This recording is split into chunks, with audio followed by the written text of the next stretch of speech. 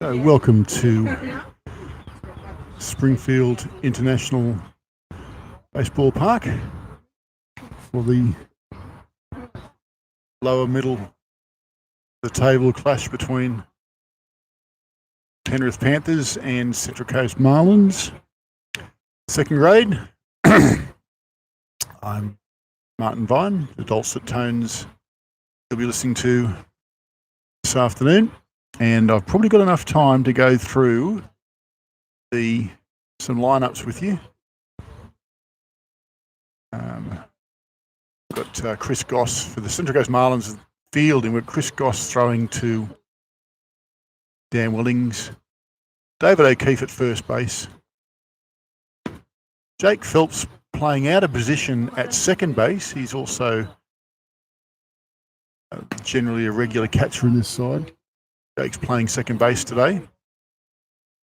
Jack Stevenson, who's been doing a fair bit of the work at third base in this side, is playing shortstop today. Ryan Hudson at third base, one of the under 18s, backing up. At left field, we've got Lee Brown and Mitch Pearce centre field, and at right field, Mitchell Wallace. No DH today for the Marlins. Nick Glazebrook doing the umpiring duties behind the dish, and Billy Green out there at first base in the field. Leading off the batting for the Penrith Panthers will be Luke Edwards, number 37. Luke is the centre fielder, the Penrith Panthers side. So here we go.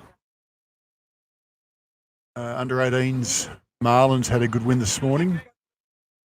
I'm going to say 14-0, which included an outstanding home run bat of Chet Robinson, who went 3 from 3 today. Here's Goss. Left arm. Line outside. Left arm. Gossy hasn't had a run hit off him for the last, I don't know, I'm going to say 16 or 17 innings. He's been very hard to get away. Marlins have had a bit of a dream run the last few games. An old guy this morning, and he said that Gossy, as he deals his worst innings, he's generally first up, and then he just gets better and better as the day progresses. He said something about his warm-up routine, I'm supposing. Anyway, there you go.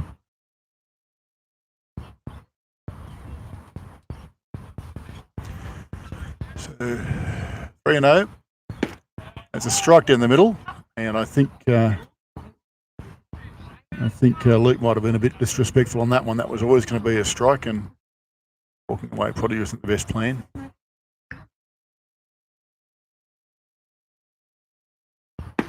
There's another strike. Looks back at the umpire, and I'm not sure that's a good plan either, because that looked like a strike to me. So suddenly the count's full.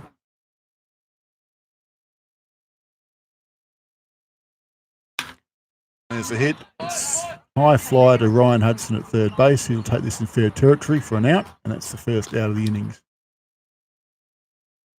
So a bit of a mediocre start from Goss. His first couple of pitches, he put himself right back into the game. 3 straight strikes. Stepping in now is Matt Oldfield, one of 3 Oldfields playing today. Matt's going to be the catcher. Sorry, Matt is the... Where is Matt playing today? Matt's going to be playing at first base today.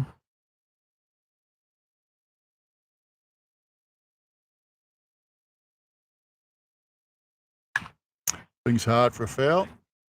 Second strike on himself. Goss jumps out in front of this little battle.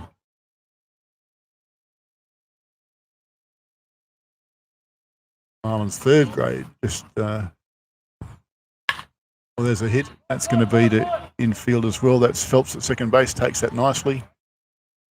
That's 2 outs.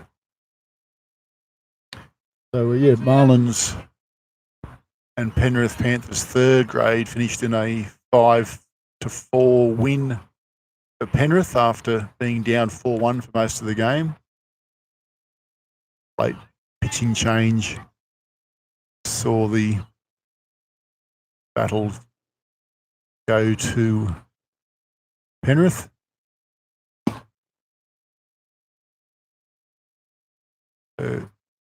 Doesn't like that particular ball.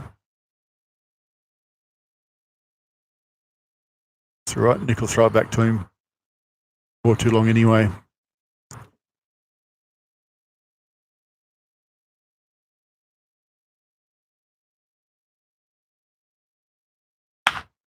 There's a hit also to Phelps at second base. Picks it up cleanly.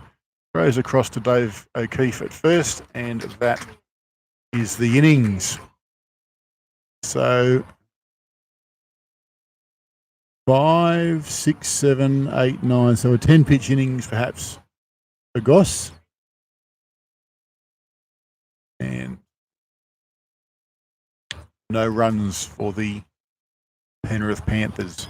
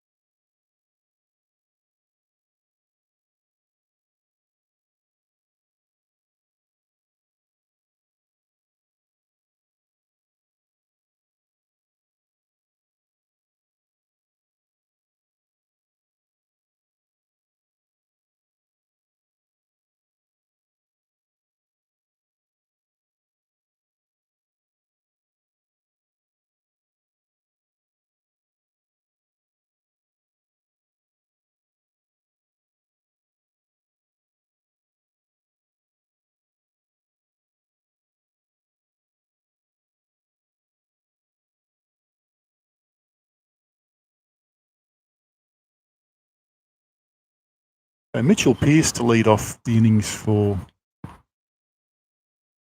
Central Coast Marlins. Mitchell, part of the Pearce family. Terry Pearce out there coaching at third base. This is Terry's assigned team, the Central Coast Marlins second grade. He coached under 18s this morning. Normal coach Matt Walsh, with the family matter. Terry Pearce got the boys over the line in a 14-0 win, and it was always good. So Mitch Pearce to lead off, playing centre field. Mitchie's brother-in-law is Jake Phelps, who is playing second base here today.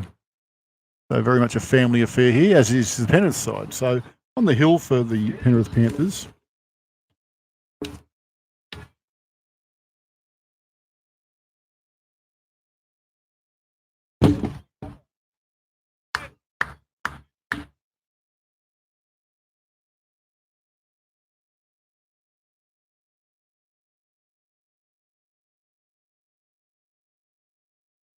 On the hill, Thomas Fester. Unusual action.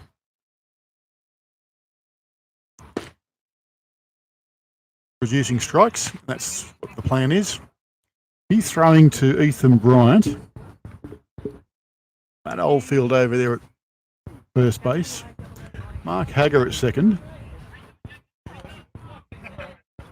Billy Oldfield playing shortstop. And Jacob Carr at third base. 3 straight strikes to off out of the hand of Thomas Fester. That's enough to clean up Mitchell Pearce. I think Pearce thought that last one was up a bit high, and I think he'd be possibly right, but it doesn't matter what Mitchell Pearce and I think. It only matters what umpire Nick Blaisbrook thinks. And Mitchell Pearce on his way back to the dugout. So stepping in, Jack Stevenson playing shortstop. I keep on thinking that he's a third base. He does generally play third, but today he's playing shortstop.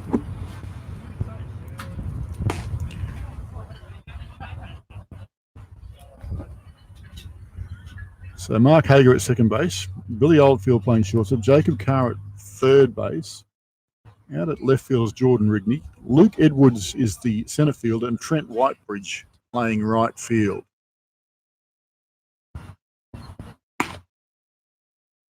Reasonable velocity here from Fester. Try and get your reading on that one.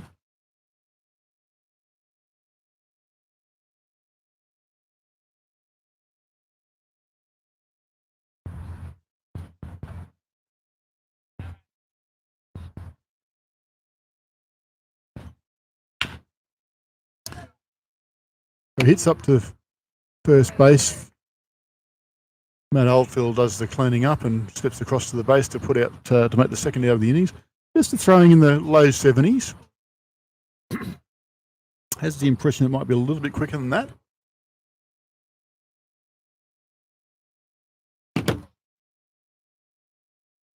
Lots of movement of body parts.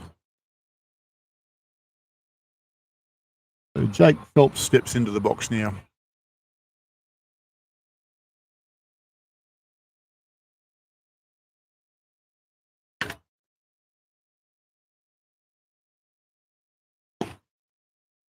Phelps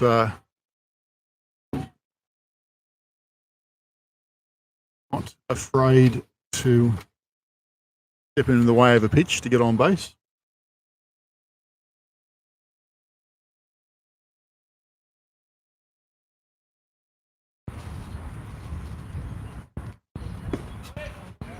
Takes a second ball. So 0-2 count. Phelps is a good hitter. Phelps will be liking this count. He might still shoulder arms here.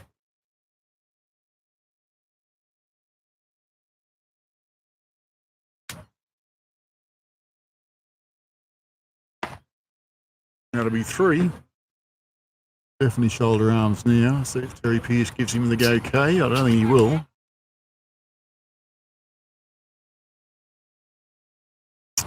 Not sure that Phelps needs to even look. He knows what the drill is here.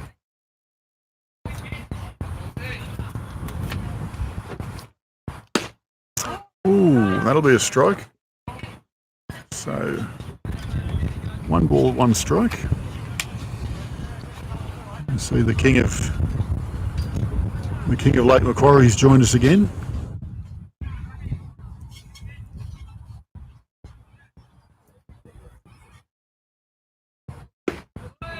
And that'll be a walk to Phelps.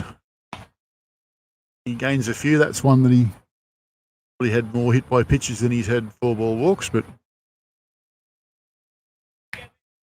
Phelps is a very seasoned player. Belies his mid-20s youth.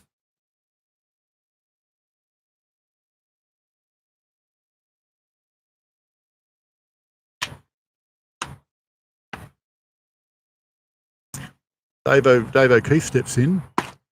Swings hard at that. It's a bit up. He probably could have left that alone.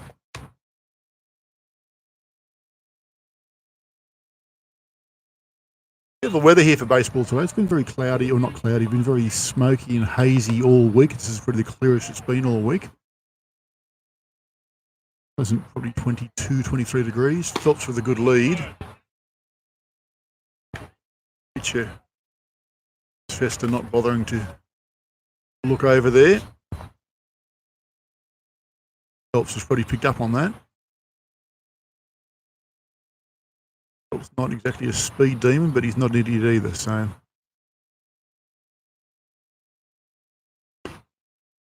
That's strike 3. And that is side. So 0-all, 1 complete.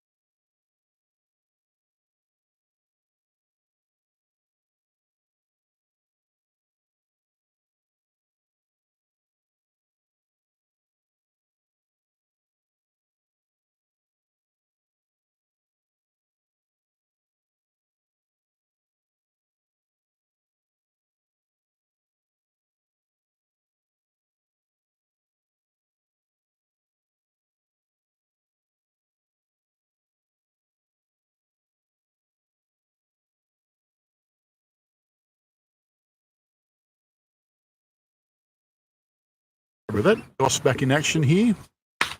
And there is a hit. It's gone foul.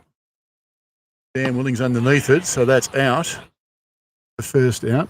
And that was Ethan Bryant, the catcher, which brings to the plate Billy Oldfield, the shortstop.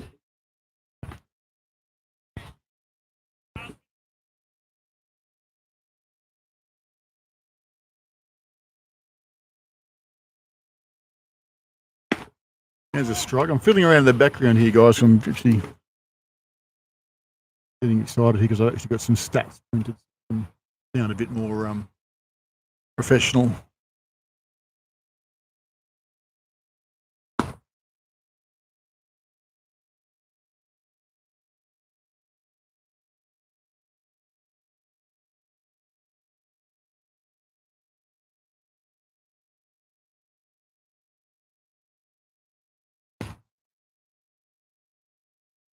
So Gossie's pitched 8 innings to the start of this game, and he's given 33 hits in 38 innings. That's not bad going. He's given it 12 runs in total. The ERA of 237 is pretty spectacular. So there's a hit and an error. Oh, Mitchell Pearce had a good go at that. This will turn into a... No, Mitchell Pearce has got an arm. Oh, it's one of those do-or-die plays. Probably worth having a go. Pearce might have hurt himself. He has. Pearce is limping. No one's picked up on it. There's time. No, he's okay. Right, so time's called. Pearce laid out for it. Always worth having a go. He's shooing off the coach, Terry Pearce, grandfather Terry Pearce, on his way out to have a chat, but he says he's okay. He makes the play. He comes up looking like a god. He misses it, and the runner's standing on second. Difficult situation. Pearce has been out injured earlier in the year. That may have had something to do with it. He may have probably taken that if he was 100% fit. He certainly would have taken that this time last season. He's been an outstanding product for the Marlins club. Finds himself in second grade at the moment, but he's probably good enough to be playing first grade. Oldfield out there at second base, giving himself a nice healthy lead, and Goss not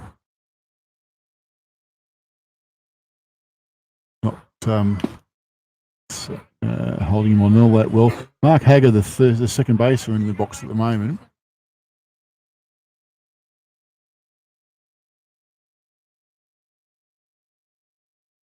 One dead, one on. There's a strike 3, and there's a throw-out effort from Dan Willings. Not really that close to the base. Certainly Oldfield in no trouble getting back, but a better throw wouldn't have hurt him either, I don't think. Just Dan getting a bit excited. Dan's throw over the years has also got better. Stepping in now. The 7-hitter Jacob Carr, third baser.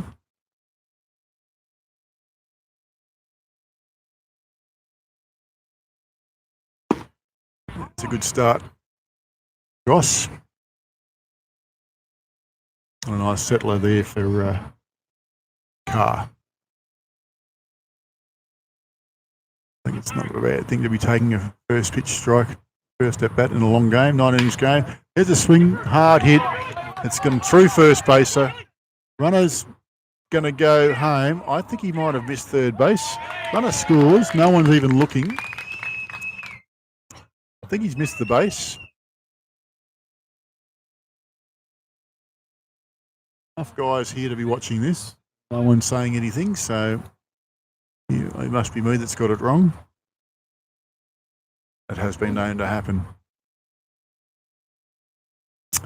No replays on amateur television, boys and girls. So that scores a run, which brings Sweet 16 Jordan Rigney to the plate. Pearce going for this one. No, it's got down in front of Pearce and in between, in no man's land there. Phelps had a good effort to get back to it. Pearce coming in. Neither of them quick enough to get there, and it finishes up as a safe hit for Rigney, and that is 2 runners on. Now the 9 hitter, Trent Whitebread, playing it at right field.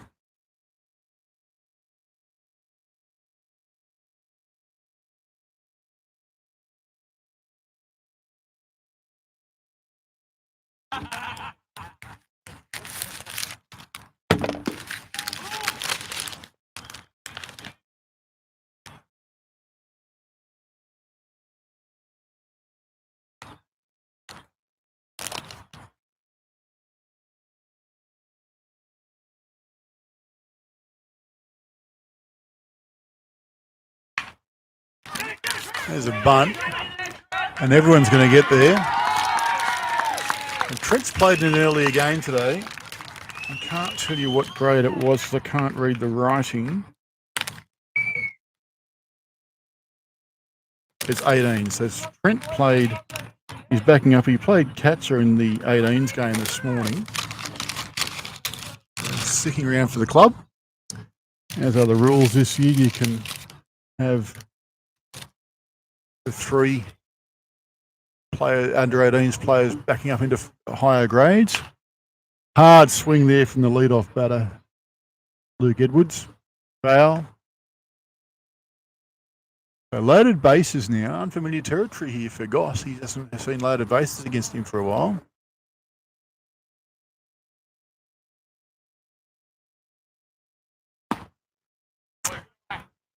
Holds onto the trigger on that one.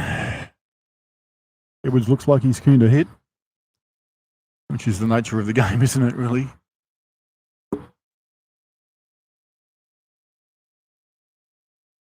Not here to kiss spiders. Calls time.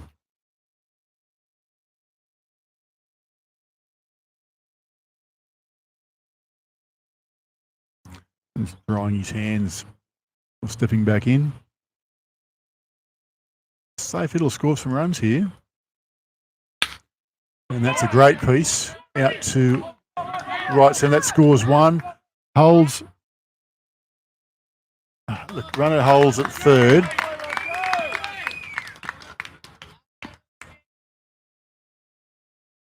Great hit there from Luke Edwards, which brings Matt Oldfield to the box now. So Penrith skip out to a 2-0 lead here. Top of the second. That's a pop foul, and it's gone over the fence. You hit it hard.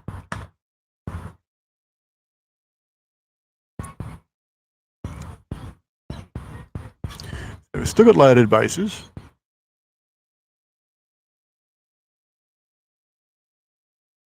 Flying solo here, guys, so I can't give you too much information. I can't up on the screen. I can't get you the graphics on the screen simply because of my Luddite style computer skills.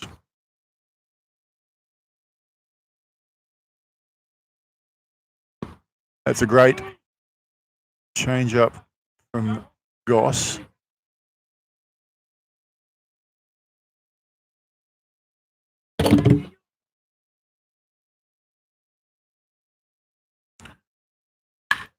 It's a foul down left side.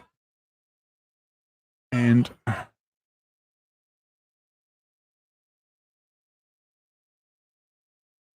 what's happened here?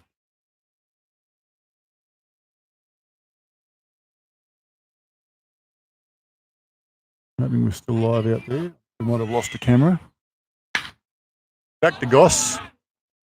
And that will be the end of the innings. We've got the camera back on. Yes, we have.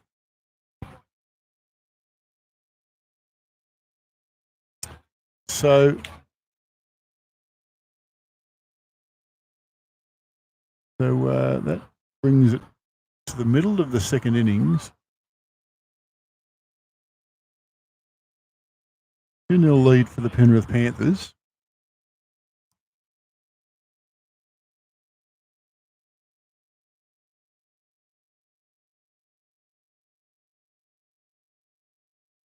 And Ryan Hudson, the next batter up in the box. Look, I'm going to say we might be camera difficulties from our screen camera. That's what it's showing me on my monitor. I don't know if that's true or not, and I can't really do much to fix it. So if that's the way it is, don't bother telling me. I already know, and I can't fix it.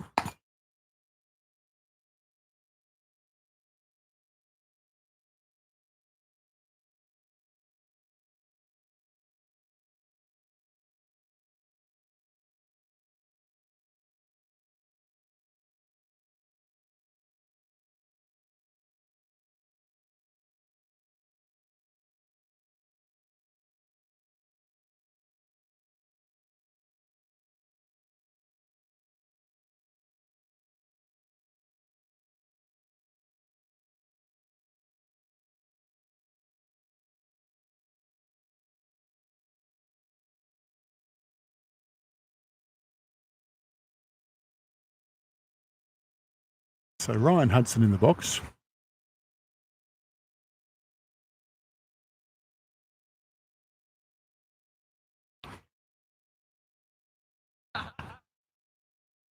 Face Thomas Fester, starting off the bottom of the second for the Marlins. Hudson had a couple of good hits this morning for under 18s.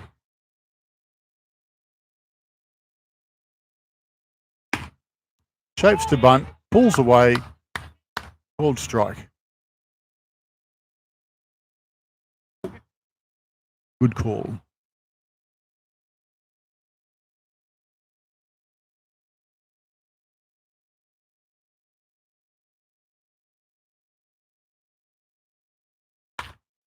Ryan pushes that one away for no reason. I don't think it's going to be in the zone, but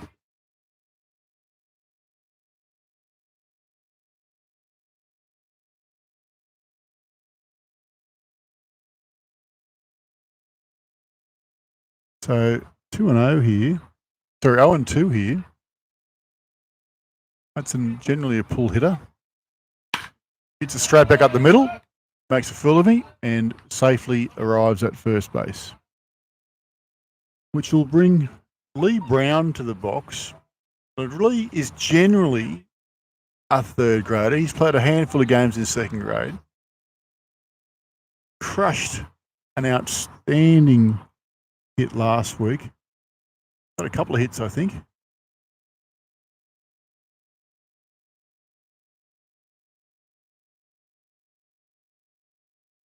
Family not in attendance today, but let's hope there's something for him to look at on the YouTube screening tonight. A strike.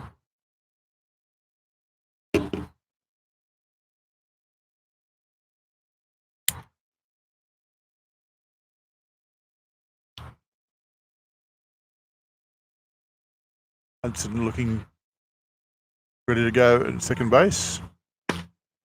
The outside, and 1-1.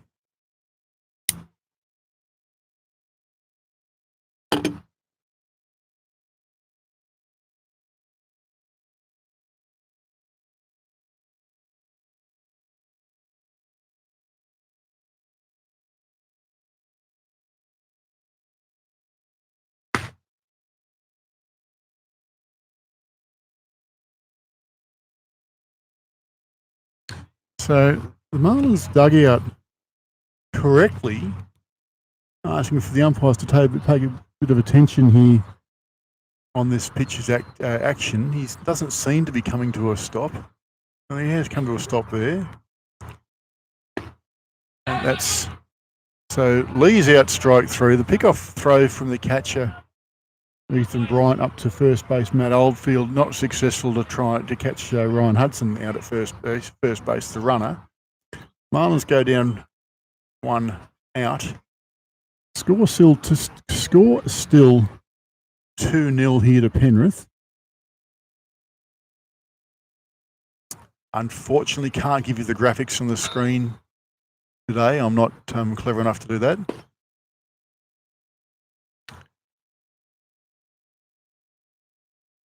Funky sort of an action here from Vesta, but it's effective because it's certainly holding the Marlins sticks at bay.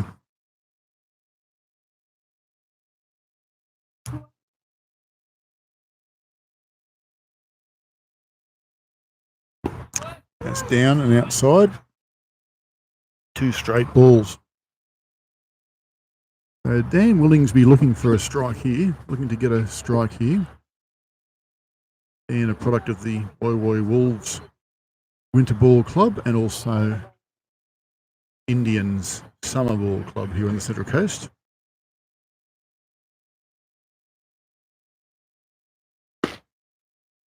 Ooh.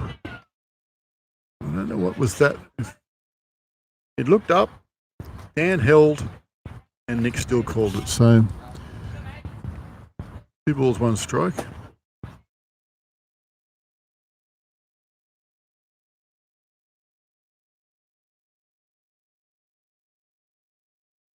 Runner goes. Hudson safely at second. Throws a bit astray. And the batter is out for falling over. So there's an interference call. You can only get out once. Terry Pearce has come out to ask the question. So I'm going to say that the batter in his swing has fallen across the plate and interfered with the catcher. I can't argue with it. I think it's a good call. The batter is out anyway. The runner can't be given out on the interference because the throw is nowhere near it, but he is sent back to first base. So the defensive side are not penalised at all, but they're not also gifted with an extra out. So good call.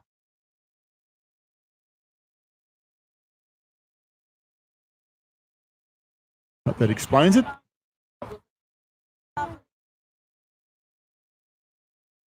It's up and away.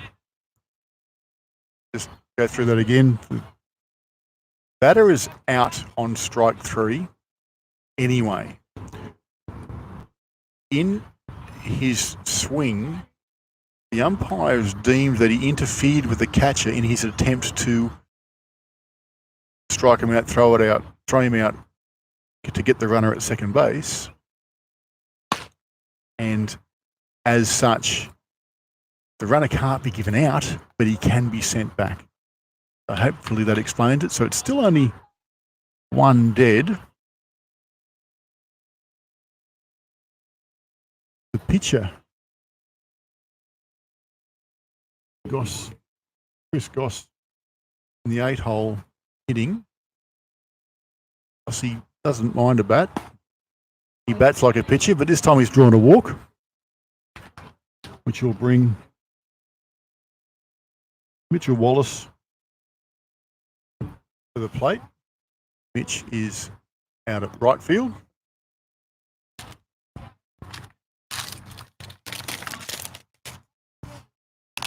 Time call, there's a dog on the field.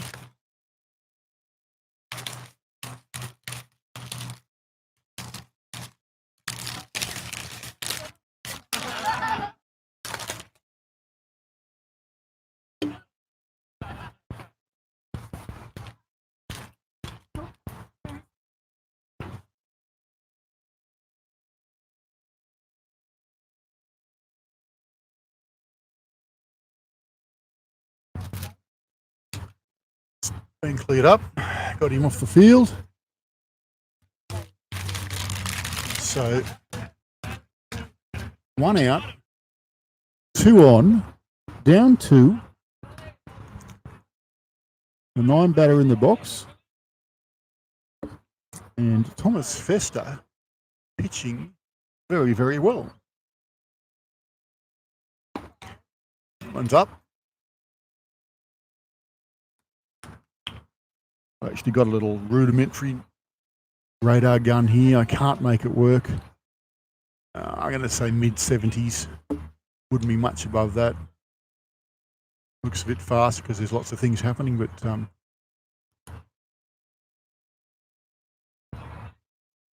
certainly doesn't matter what he is. He's good enough to be. He's good enough to be leading the Marlins batters at the moment. 1-1 the count. Mitchell Pearce in the on-deck circle.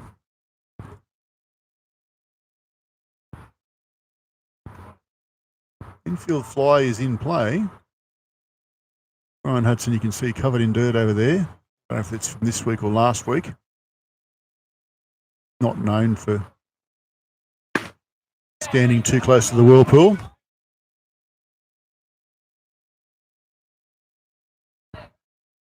Much to his grandfather's chagrin.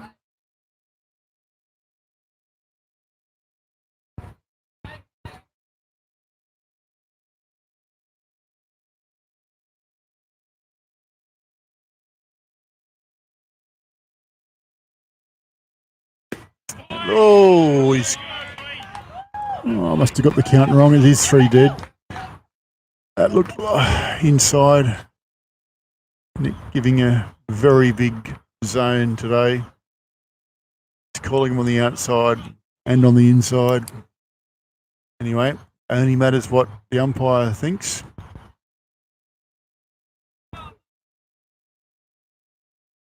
Certainly not doing the Marlins any favours in that innings. So that'll take us back to the top of the third innings with who's going to be coming up to bat.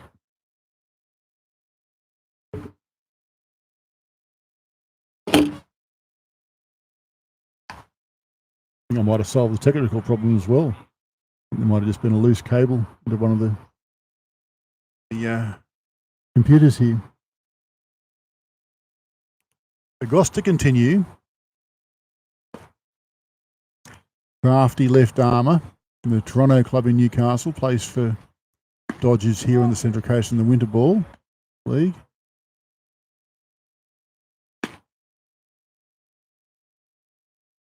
In the 81 shirt.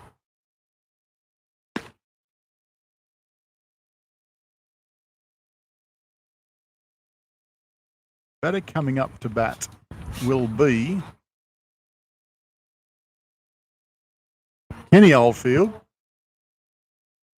One of 3 Oldfields in the lineup today.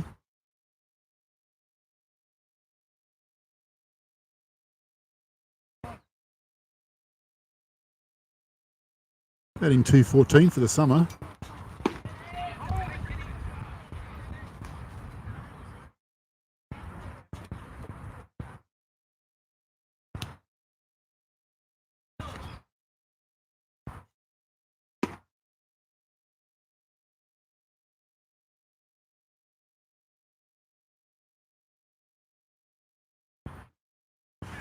Two strikes on him. Kenny, of course, playing DH. There you go. Pulls hard left side. He does like to swing the stick. 8 strikeouts for the summer shows it. Nothing wrong with striking out if you're swinging hard. That's what the game requires these days, isn't it? Swing hard. Hits that one not cleanly, but cleanly enough. Gets it across to third base. Ryan Hudson does the fielding there at third base. Throws him out to Dave O'Keefe. And the Penrith Panthers are 1 away. Which will bring the catcher, Ethan Bryant, to the box. Right, batting .393 in the summer.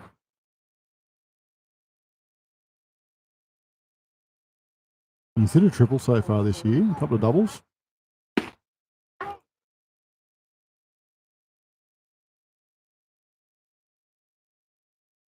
.452 on base is pretty good going. you can get on base for half the times you're at bat. That's a pretty good outing. That's the plan.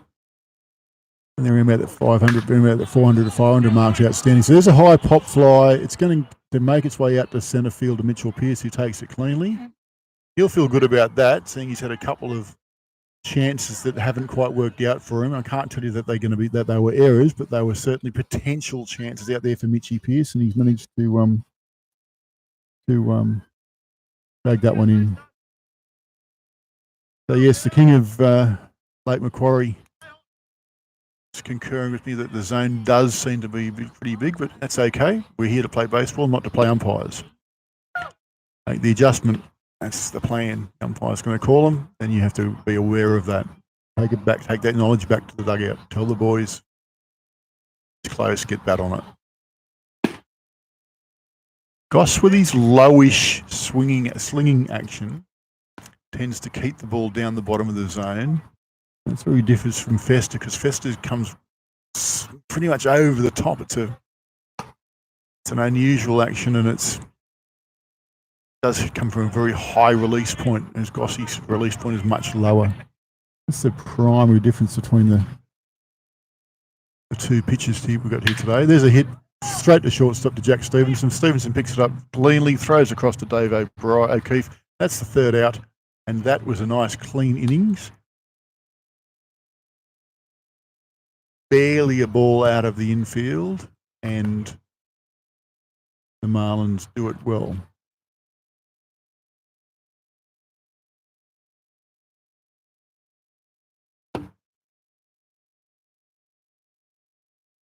No score to Penrith Panthers then, down to the bottom. So Penrith still leading 2-0. Going across the screen shortly, you'll see Jay Andrew, and there he is. There's our Jay on his way out to do the first base duties. Jay got a bit of leg injury a couple of weeks ago. Still managed to help the Marlins out, and they were short of numbers a couple of weeks ago with injuries and ABL issues and that sort of thing. And Jay, a regular guy in second grade, for this side. Not playing, but club enough to turn up and help out Terry Pearce with the coaching duties. Good guy, good club man. Plays for the Dodgers club here in the Central Coast in the winter, and a couple of years away. Was always a Marlins guy. Had a couple of years away from Marlins. Came back this year and enjoying being part of this club. Got some changes here.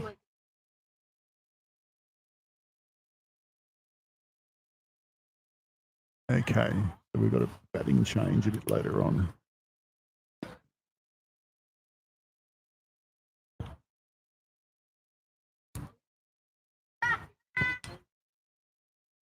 There's a throw over.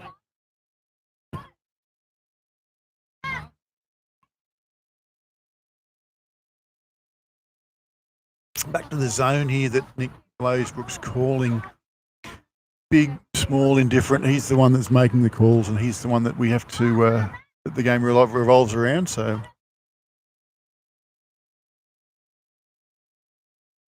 the only one that counts is the umpire behind the dish. No point in arguing it or complaining about it. Nothing will change. One of the great things about this game is that you do have that human factor involved. There we go. Mitchy Pearce to lead it off. Swings hard. Going to go to shortstop, chopping it. It's shortstop. And out at first base. Pearce has got wheels, so that must have been pretty close there, but not close enough. Billy Green has no thoughts and no one's arguing. So one up, one down on one pitch. Brings Jack Stevenson straight to the up to the plate.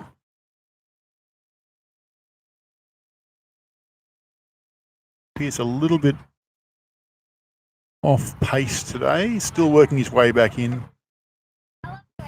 Injuries are never a good thing for a come back from. This is Marlins' last game before the Christmas break. The Marlins have the bye next week.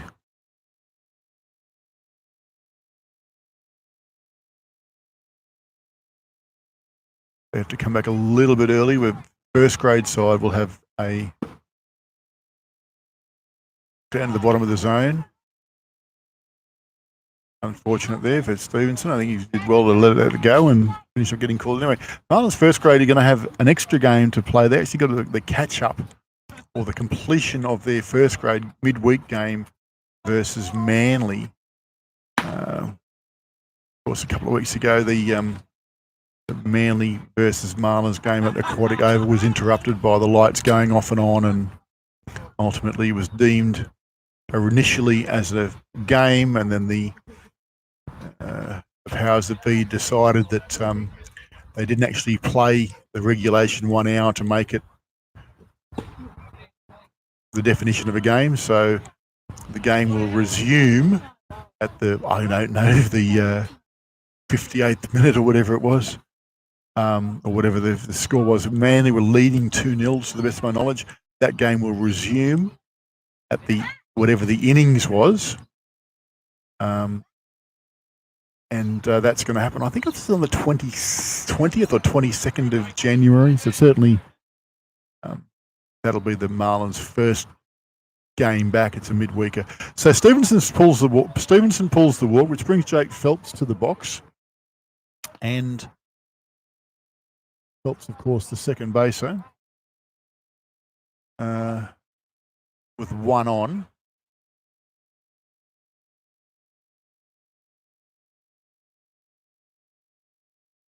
I might be able to get some graphics up on the screen. I'll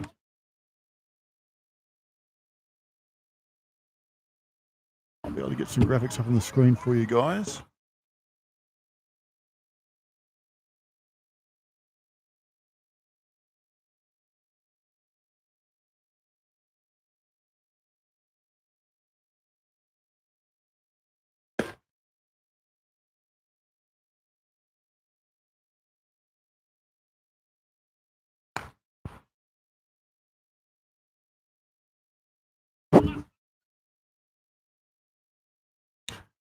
So Stevenson with the lead of sorts.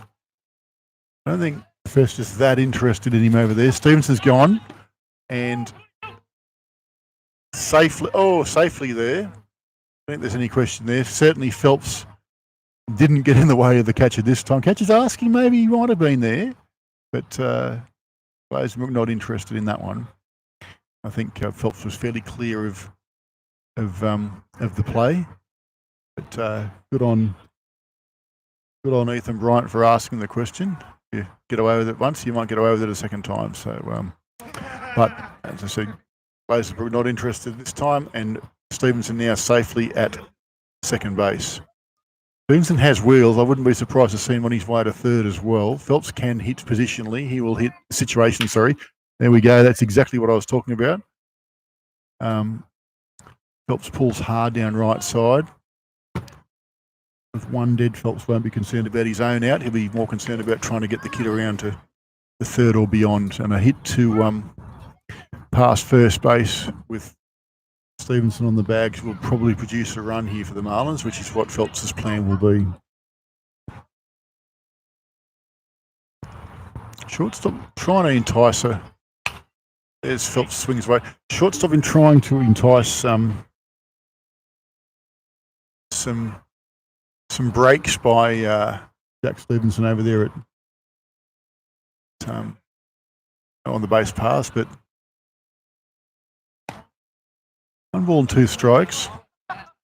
1 dead. Dave O'Keefe up next.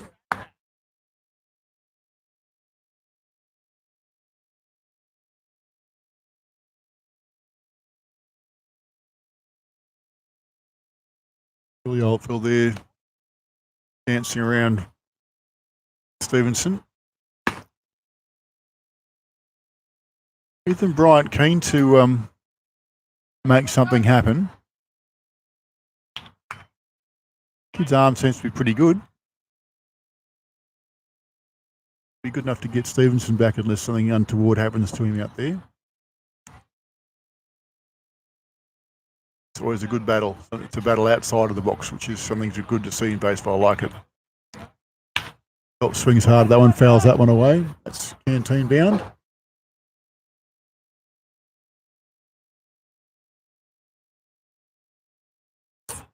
Running out of game balls. Barry Pearce doing the hatching.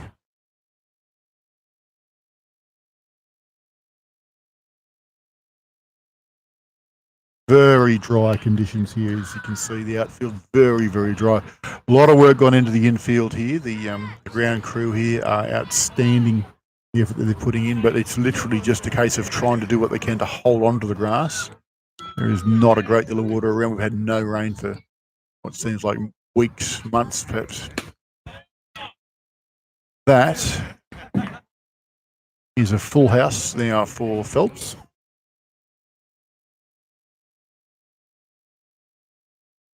Talk yesterday as to whether the games this weekend would be going ahead because of the smoke issues. There's a line in the sand of 200 points per whatever it is, per million. That was he draws the walk. Phelps does well there.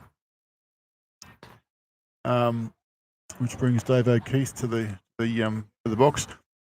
The weather conditions with the smoke haze being brought across the eastern seaboard by the fires stretching from the Hunter Valley to the Blue Mountains, basically, has been quite hazardous.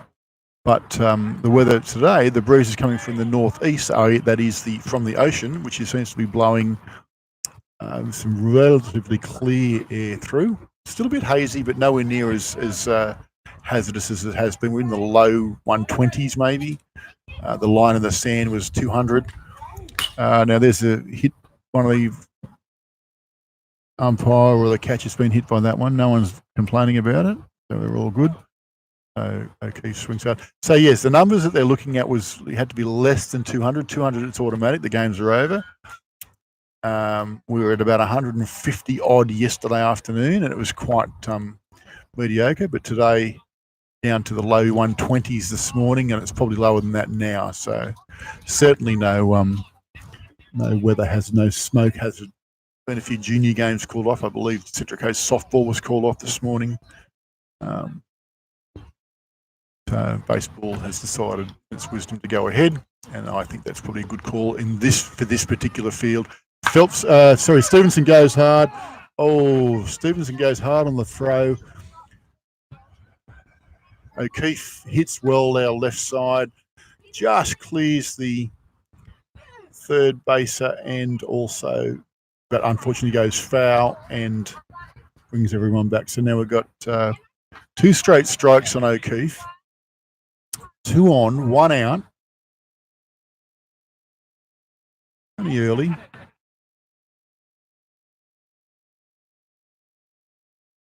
O'Keefe certainly keen to swing here today. That's up. Phelps is a long way out of his ground. He's going to be close here. No, that's unfortunate. That was very good work by both the catcher and the first baser. Probably should have had a better effort from Stevenson to get himself possibly over to third, given his speed, but double pump there from the catcher, Ethan Bryant, sort of put paid to that. So probably good cricket all around, to be honest. Now that's going to go foul.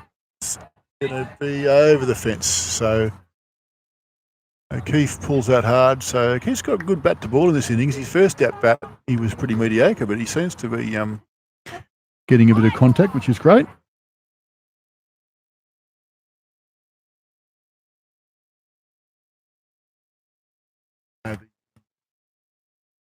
Graphic.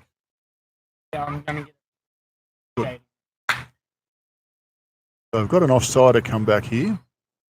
I should be able to get some graphics up on the screen for you to keep track of the score. Stevenson with a good lead. O'Keefe with a foul tip, swings and strikes out. So that's 2 dead, 2 on. So the infield fly is now off. Ryan Hudson to the box. Brian, generally a pull hitter, but he's also quite capable of hitting oppo. I'd back him to be hitting this kid full side.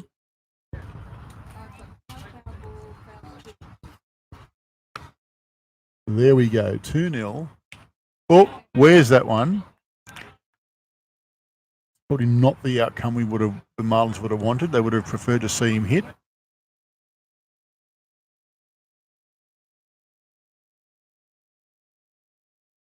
Bring Sam Preller to the box. Now, Sam comes into the game because Lee Brown has come out of the game.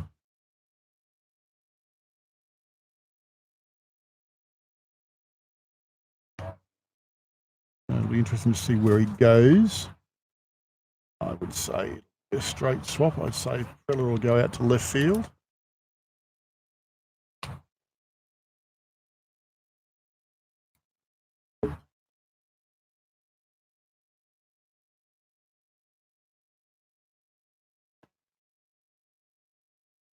Leaves that one up. Preller, been part of New South Wales country baseball sides over the last couple of years. He's just finished his HSC. Family prestige party hire. Great supporters of the Marlins club. There we go. We got some graphics happening. The strike looked low, but Preller thought it was low. Doesn't matter. Gladesbrook didn't. Prestige Party and Event Hire, one of our sponsors. Limited screen time with us today. Great supporters of the club. Preller holds onto that one. I don't think anyone can complain about that not being a ball. That was certainly low. Preller can hit. Let's hope today is the day. Loaded bases. Safe hit. Phelps hasn't got a great deal of speed on the bags, but he'll certainly give it a fair shake. 2 dead. Marlins will be happy to take 1 run out of this, to be honest. That's a 3-1 count now. So another ball. We'll walk a runner home, and Phelps, Preller will be happy with that. Hudson might be a bit keen to rub his leg as well. Toronto boys are tough. They don't really show too much emotion when they wear one like that.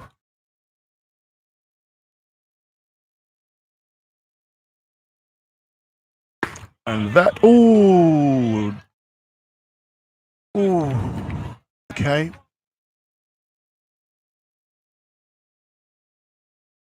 So full house, 2 dead, runners in motion.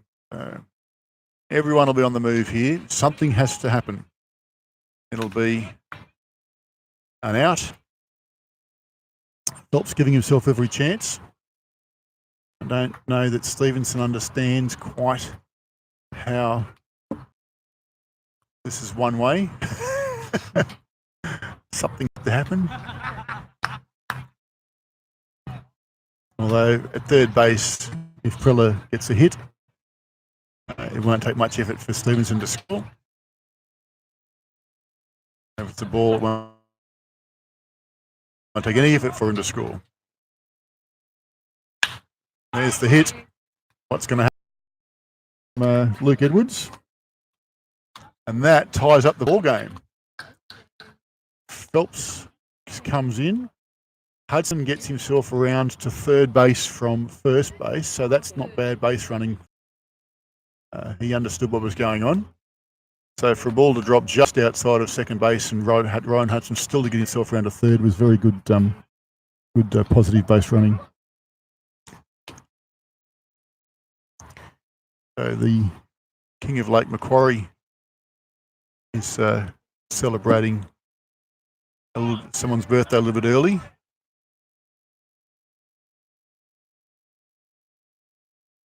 Dan Willings into the box here. Sam Preller with a big lead. Goes back to the base now. First base is holding him on. The runner on third base, it's a hard call to make. Because if he throws across to first base, there's Willings, hits nicely. Oh, he's called it foul.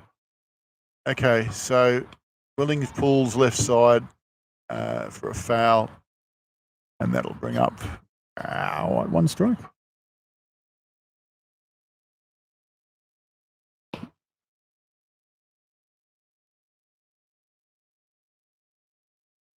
One strike. Prella should give himself every opportunity to get across there because the kid can run. They chase after him, then Hudson's going to score.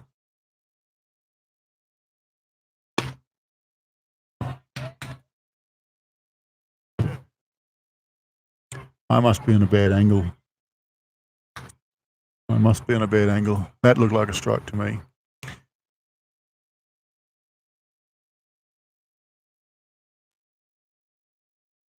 Anyways.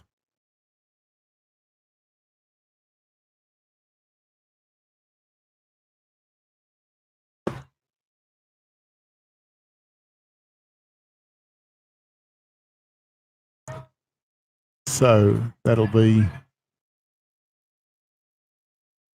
same pitch as the one before. So that will be 2 strikes.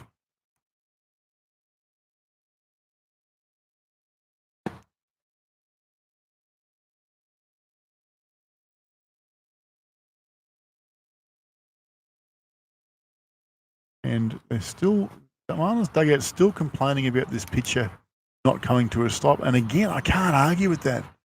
I'm seeing the same thing. Billy Green not interested in calling the balk, but comes to a stop now because the Marlins boys. So Dan crushes it out to right field. That's going to drop short. No, he's taken the catch. Good catch out there from the young fella. That's from Matt Oldfield. A good catch out there. Sorry, Trent Whitbread out there. Takes the catch to end the innings. And that makes it 2-2. The start of the 5th.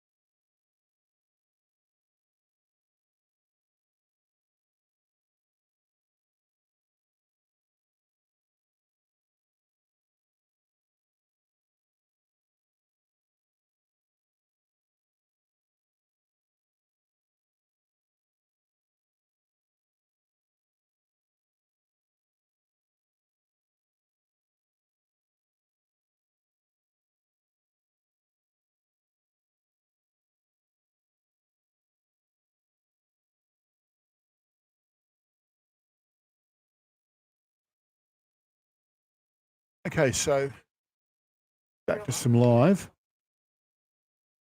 And the batter in the box is going to be second baseman Mark Hagar.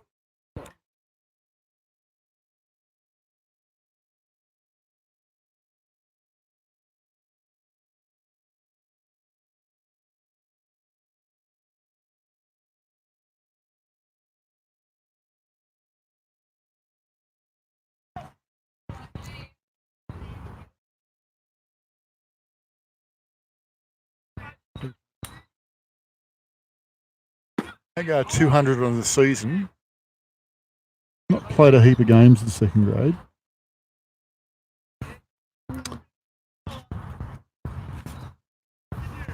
making the trip here to sunny Central Coast. Swings hard, that's going to pop up, and Hudson gets in time to make the catch. Miscued it. Wouldn't have taken much to make it a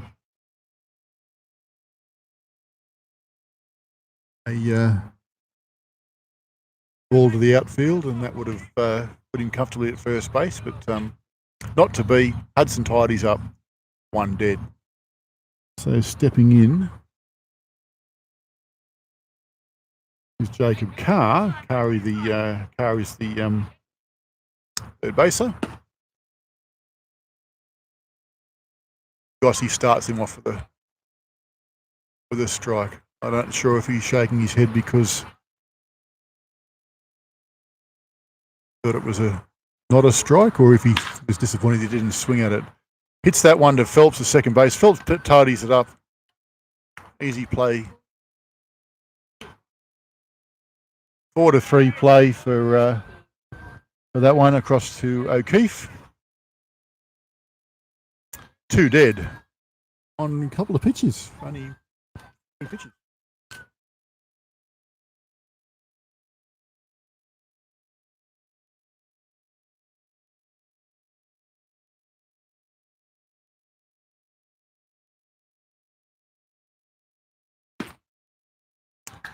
Starts off with a strike. This, of course, is Jordan Rigney. Jordan Rigney. He's the left fielder.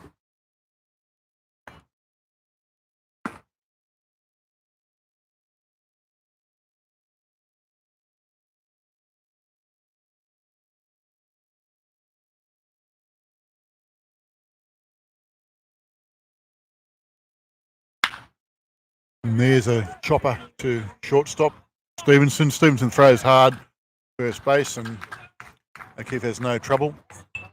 And that is a 1-2-3 innings in less than half a dozen pitches, I believe. So that's always what a coach likes to see from your starting pitcher.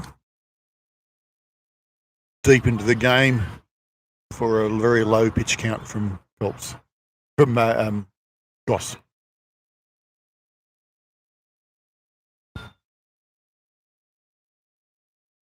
Don't need to know straight away, Sue, but a pitch count on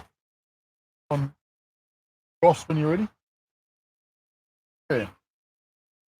How many? 50.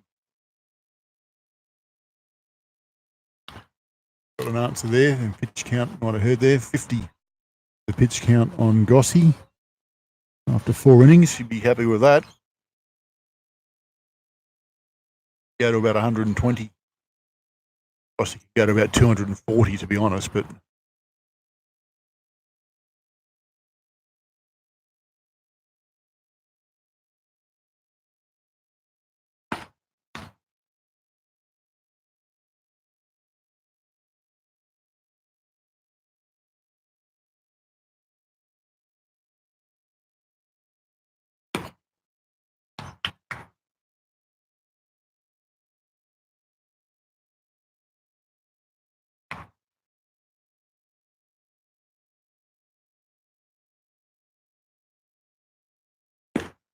speaking of Goss, Goss will be the next batter in the box. Hitting for himself.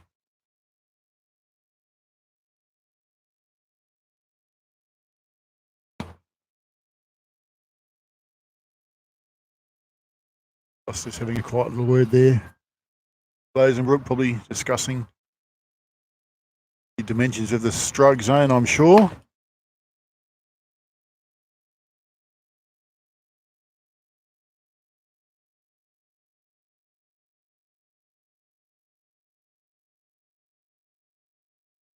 All very light-hearted banter, I'm sure.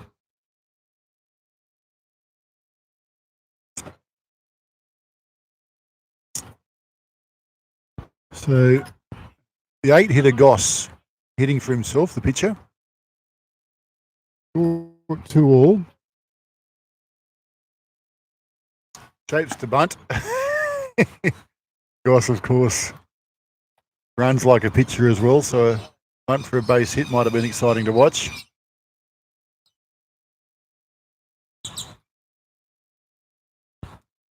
I don't think the Penrith boys took him too seriously.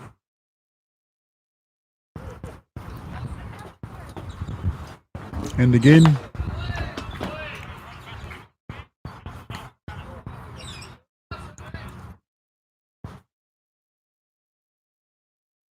Festive certainly puts everything into to his pitching.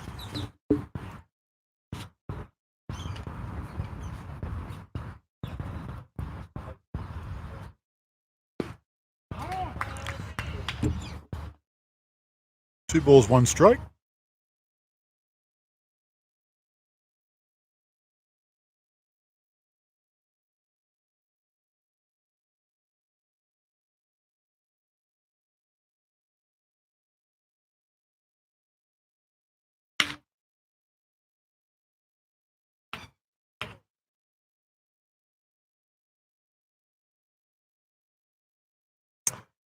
It's a foul away to right side, and that brings the count now to 2-2. All the twos.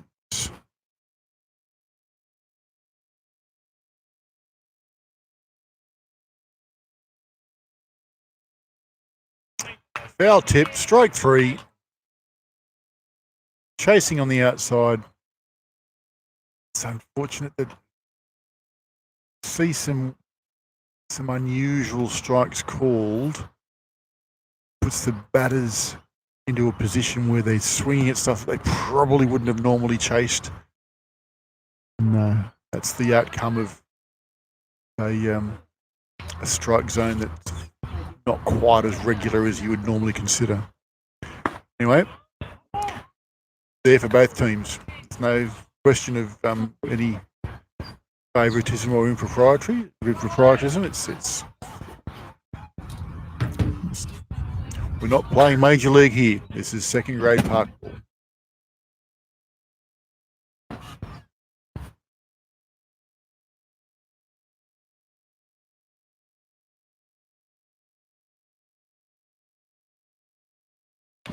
So Mitch Wallace steps in, playing right field. It goes all right.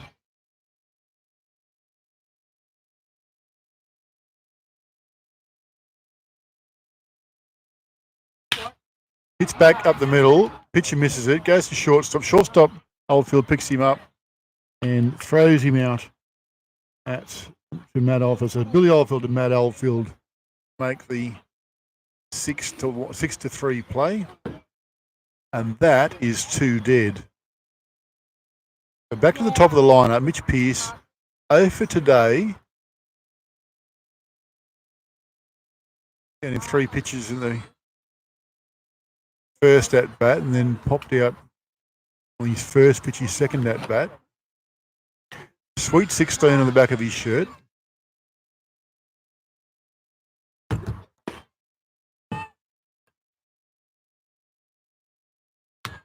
Shapes to bunt for a base hit. Shakes his head because he didn't get there, but he went on the pitch anyway, so I can't say that that's not a strike. He's not sure about it. But umpire Glazenbrook is, and I'm not arguing with him. I think that's definitely a strike on Pearce. So hits up the middle again, shortstop to pick it up, and Pearce got wheels, not enough wheels, and that is the third out for the Marlins.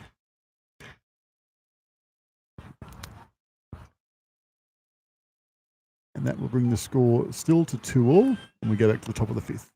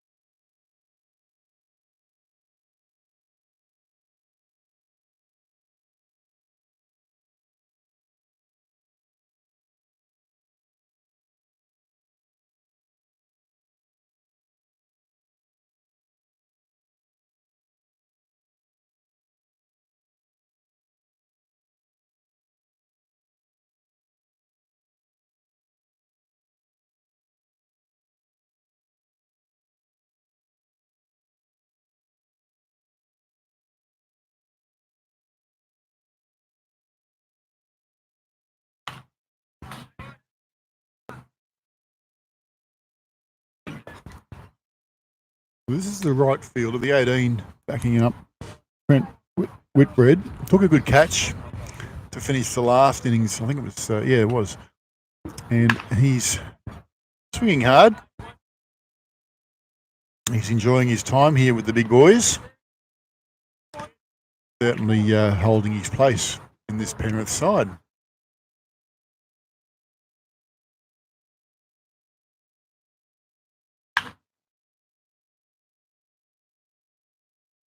And Dan Willings takes the fly foul. And that is one dead. I had a message. I think he lives in the thing. He doesn't.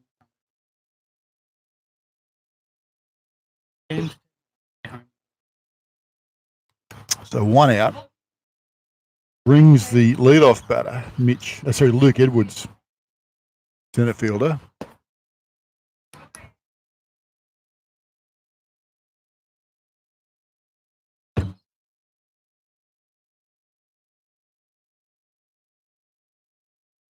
One dead.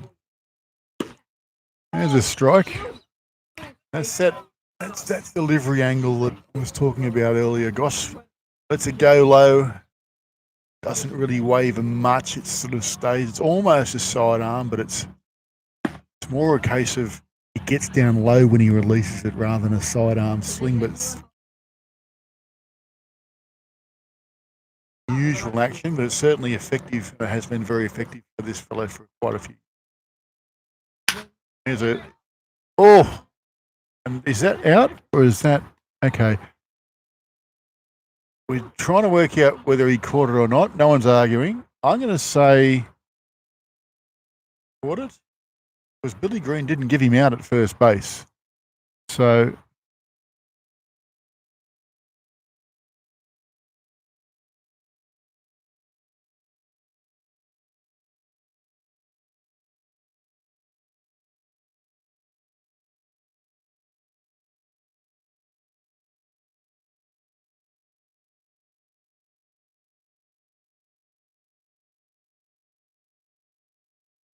they've scored that as a 6-3 put out. Not that it matters, but they scored that as a 6-3 put out.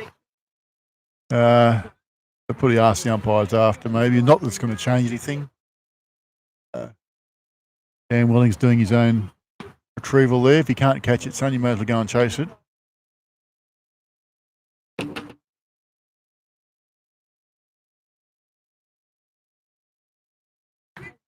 Behind the batter, but of course, no malice in that. So there's a good slap. Oh, Stevenson picks that one up cleanly as well. Had a good day at shortstop, this Jack Stevenson. And that is the end of the innings. So Goss gets away with another single-figure innings. And that takes us to the bottom of the fifth.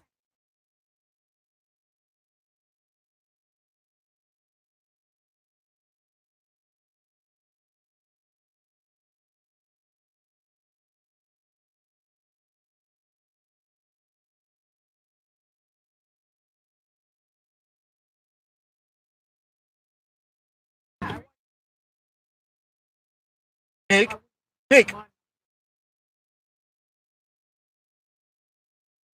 The 3-6 play, did Jack catch it, or was it a catch, or was it a 3-6 play? Well, he didn't call it out either, so.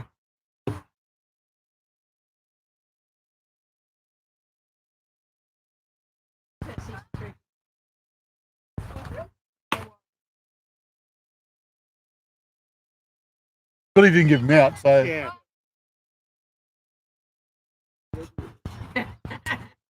Doesn't change anything other than the stats. Yeah.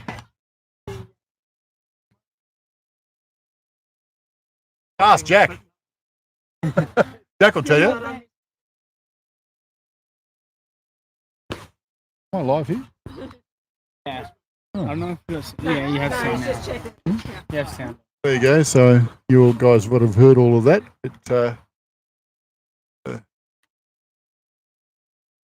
Previous play there, not that it matters greatly, but line drive to shortstop is what's going to go in the book. Stevenson, of course, making sure of it in case anyone was to argue and threw him out at first base as well. But given that the field umpire, Billy Green, didn't give a signal at first base so that the runner was out, it was assumed, it can only be assumed then that it was a line drive in the first place.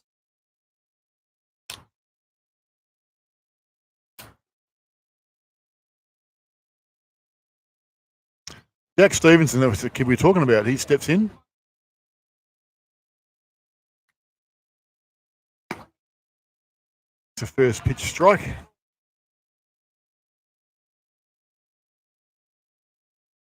Quite an interesting ball game here. The 2-all.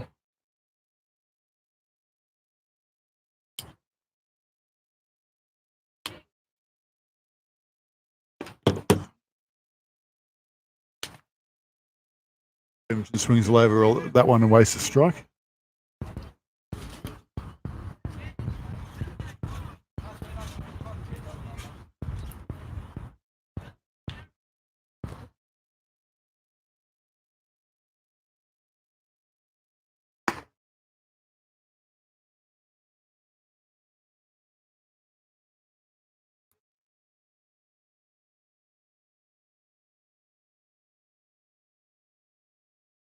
These two teams actually battling it out for 5th place here at the moment.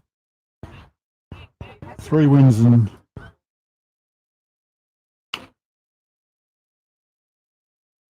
5 losses each. Penrith have had a draw and Marlins only 1 draw, so Penrith slightly ahead. A win today for the Marlins will put them above it. Obviously a loss will leave them below. So all about getting into that semi-final slots at the end of the season. There's a good piece. That's going to fall fair, I think. That's going to be, great work by the third base fielder, who was, or is, Jacob Carr. Covered some good ground there. Take that catch. And that's with left fielder Jordan Rigney also charging in there, and Billy Oldfield making ground across there. So good fielding efforts there from the Penrith Panthers boys. 3 guys there to make the catch. Ultimately done by Jacob Carr, and the Marlins are 1 dead.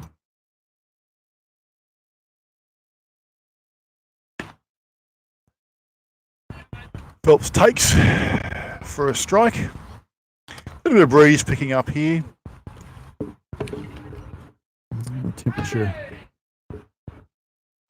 Temperature sitting comfortably on a sweet little 23 degrees, 22, 23 degrees. Phelps takes another one. That's a good pitch. Bit of deuce in that. It sort of started on the outside and sort of slid its way back in again. 0-2.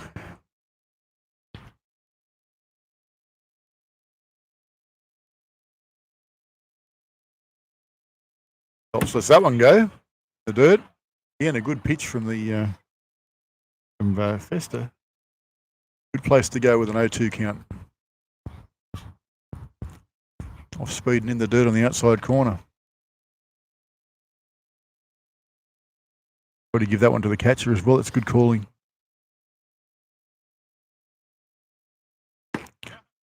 And Phelps watches that one go past him, and that's 2 dead. Throws him up.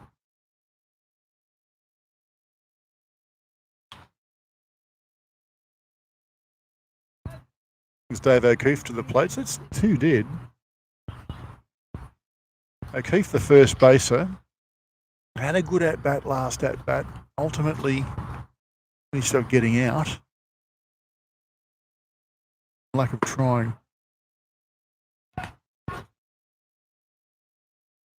Going hard at a lot of pitches last at bat.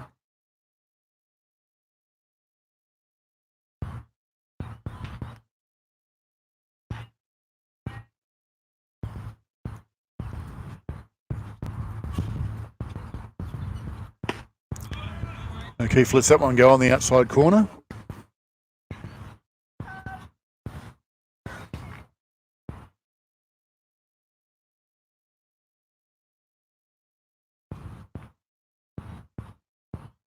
Work done on this ground in the last couple of weeks.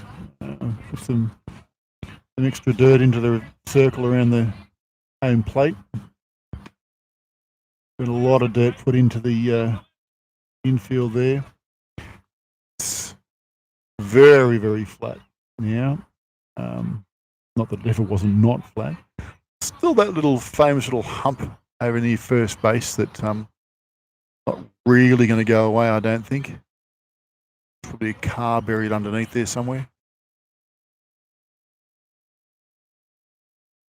Strike called. Might be the body of the last bloke that complained about the condition of Baseball Park. Buried under first base. See over there on the fence, Marlins have put up the retired jumper number, jersey number of Nathan Warbeck, number 13.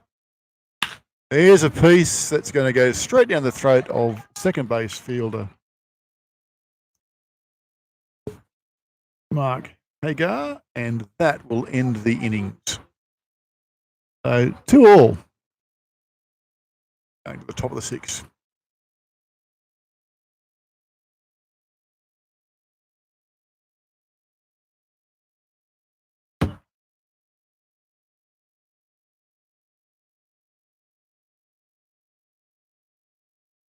Tell me.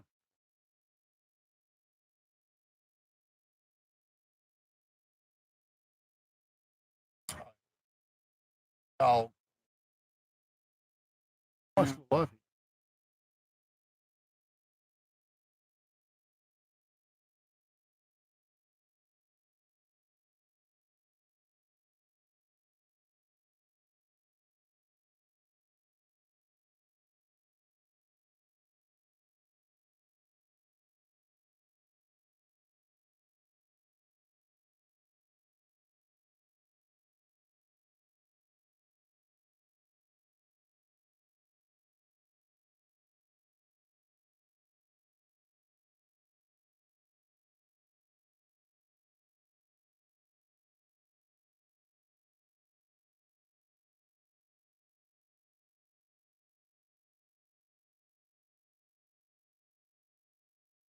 Back to the live action here. Back to the live action.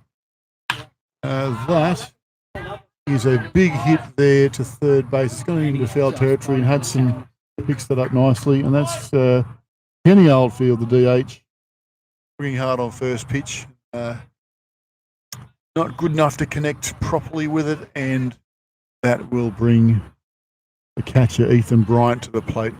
He's having a good game. Put a bit of work in with his hair there.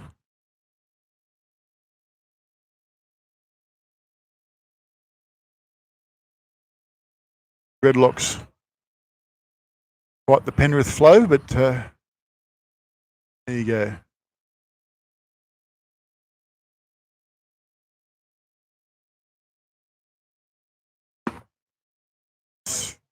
Two balls there, 2 straight balls. I think Goss might have been a bit unlucky, given the zone that's been called so far today. Up and in. Hits that one. Phelps picks it up well and throws it out nicely to O'Keefe at first base. Good effort there from Phelps. Surprising range.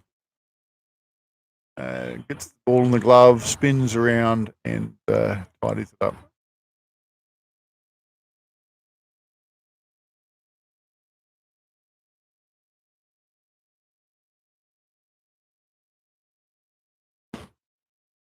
There's a strike.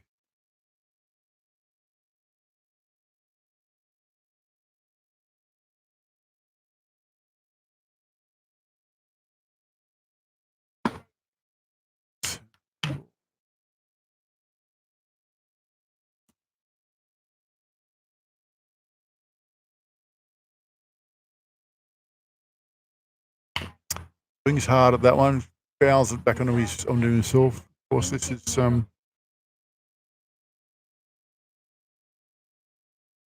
Billy Oldfield, the shortstop.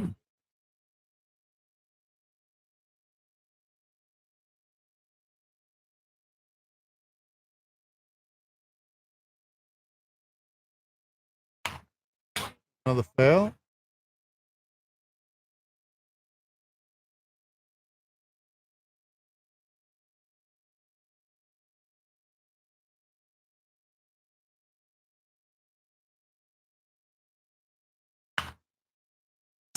A good battle here from Billy Oldfield. It's 2 balls, and 2 strikes. 1 ball, 2 strikes. So Gossie's throwing them and Oldfield's battling them off.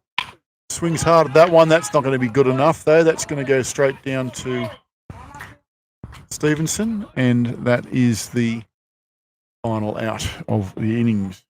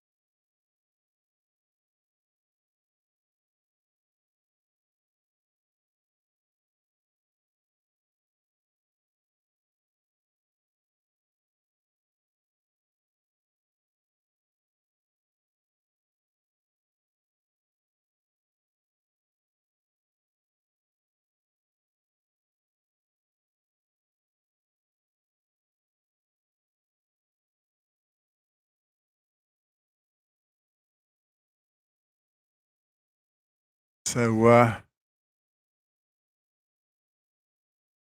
in the background there, some kids sitting up in the water tank, about to get in trouble from their parents. And 1, 2, 3, 4 kids up there who probably won't be getting ice cream on the way home tonight at McDonald's.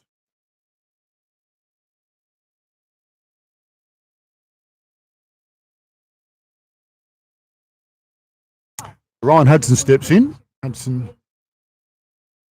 playing third base today.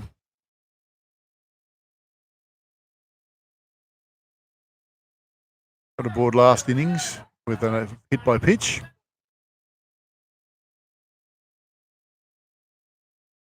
Shapes to bunt. Brings the Penrith guys in.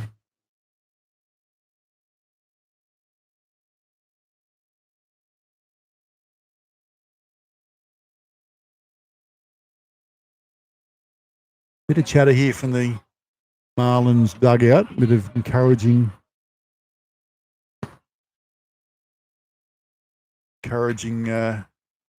words. The Penrith pitcher here, Thomas Foster, he's around about the 90, or the low 90s pitch count. He had about 120. Would have thought that Goss would be lucky to be 70. So Goss has had a couple of very low pitch innings. Hudson hits that one hard. It's going to turn the centre fielder around, and he's dropped it. He's pushed it into the fence. Hudson skips himself across to second base. I think that's probably going to get scored as an error.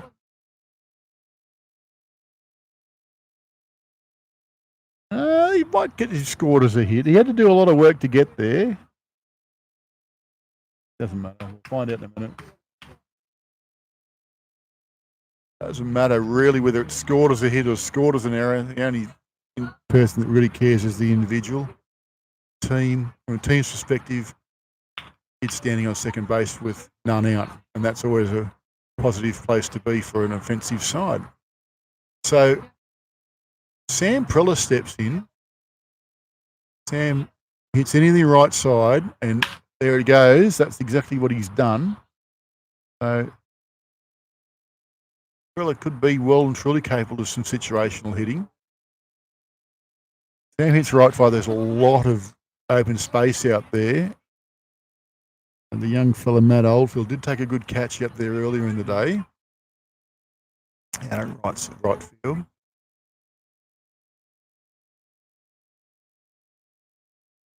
Hudson giving himself every opportunity. He's getting a good hop. Middle infielders aren't really doing much to hold him on. And Hudson's taking advantage of that. Sam I am. 4-1.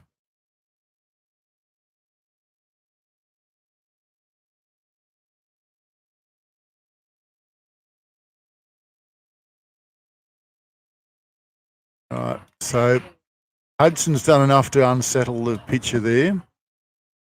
Yeah.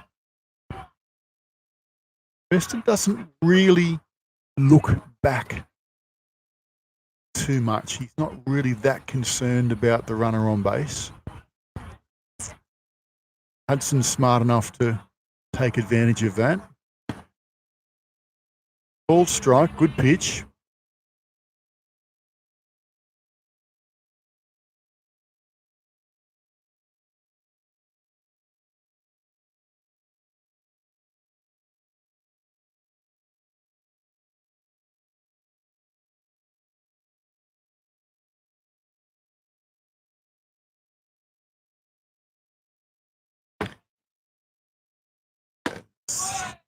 Prella holes on that one. The shortstop's finally decided to give Hudson a bit of love out there at second base.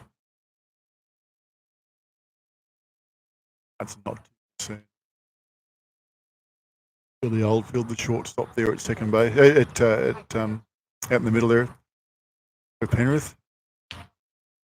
Oldfield looking to hold him, but I don't think Best is that interested in him. I think Oldfield knows that he's not going to turn. So there's the throw back that's going to go everywhere, but not going to get past Luke Edwards at centre field, and Hudson stays put second base.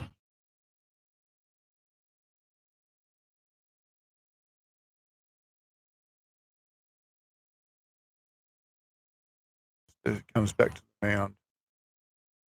So, look promising there.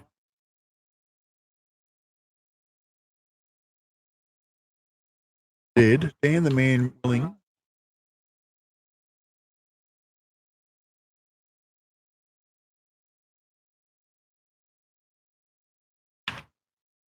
And pepperoni with extra cheese Willings.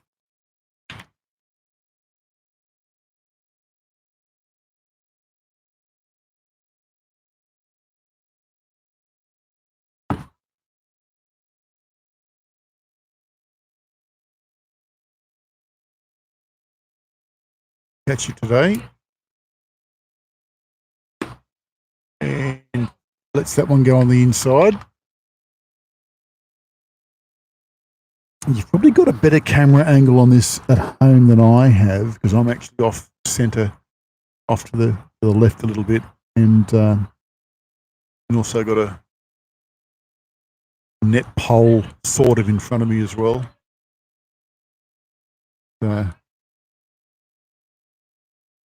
You just see a bit of a sneak of the position of the plate there. Probably didn't need to swing at that one. He knows it too. Ball on the pitch on the outside of the corner. The runner on two is the one you want to try and get bat on ball to, because that will certainly get your guy down at least to third base, even if you're getting out at first. So.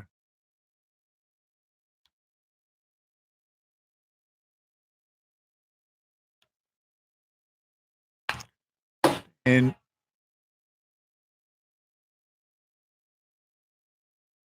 fields that away.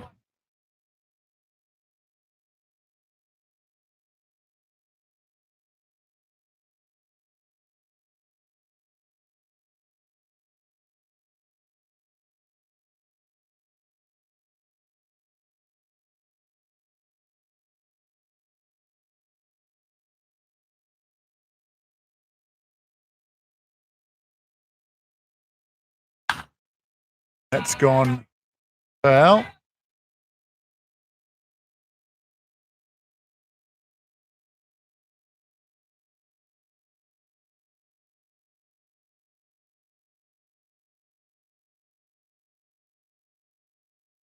Running out of game balls. Marlins. A few more game balls this year than we have in the past. We're playing on Wednesday nights here.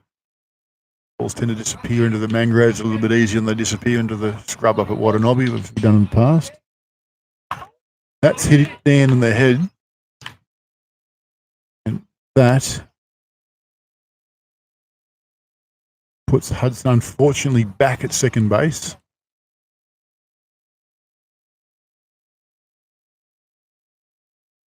It's going to be a change.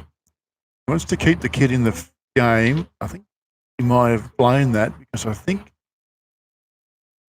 Fester may have gone beyond that 100 mark.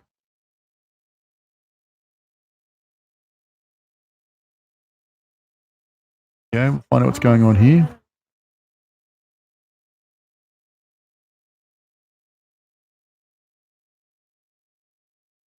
DH to 6 and 6 to 1. The DH comes into the game. The DH, of course, being Kenny Oldfield, means the pitcher comes out of the game and the pitcher then becomes Billy Oldfield. Billy Oldfield goes to the hill, the pitch. Kenny Oldfield goes to shortstop. And Thomas Fester's day is done. But he has done very, very well. Marlins 2-all. Quite a strong Marlins offence being held in check through 6 innings. He should be very pleased with himself. He's had a very good day at the races.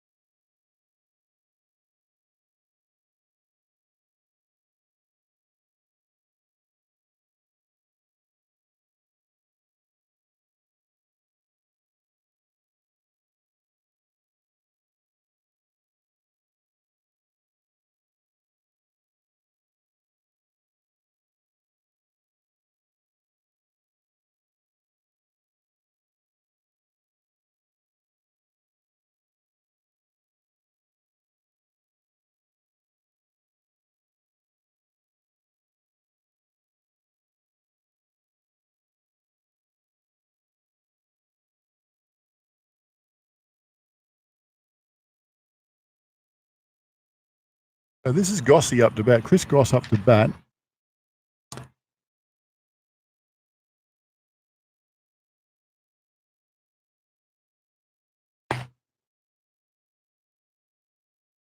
Comment there from Ben Coyne there on the screen. Superb pitching by Tom. Now watch him in the background do 100 foul poles. Amazing work ethic. Well, he certainly has done very, very well on the hill here.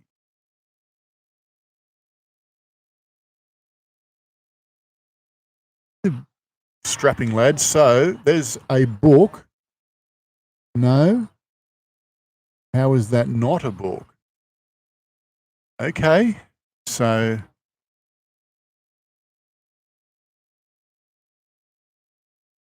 well, that's just bizarre, isn't it?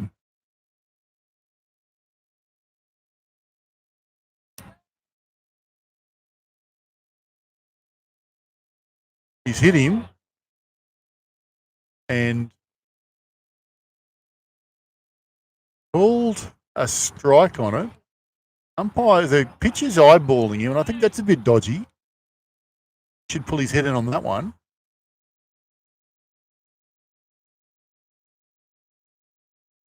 So Goss shapes to bunt. Pitch has gone inside and collected him. Umpire's called a strike on it because he was shaping to bunt. So therefore he swung. But I think the pitch is a bit rich eyeballing him on it.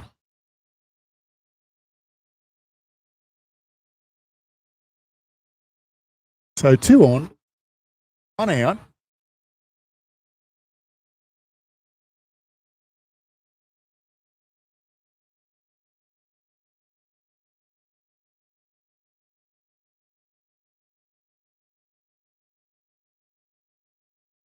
Hudson runs, goes straight to third base and runs into the tag.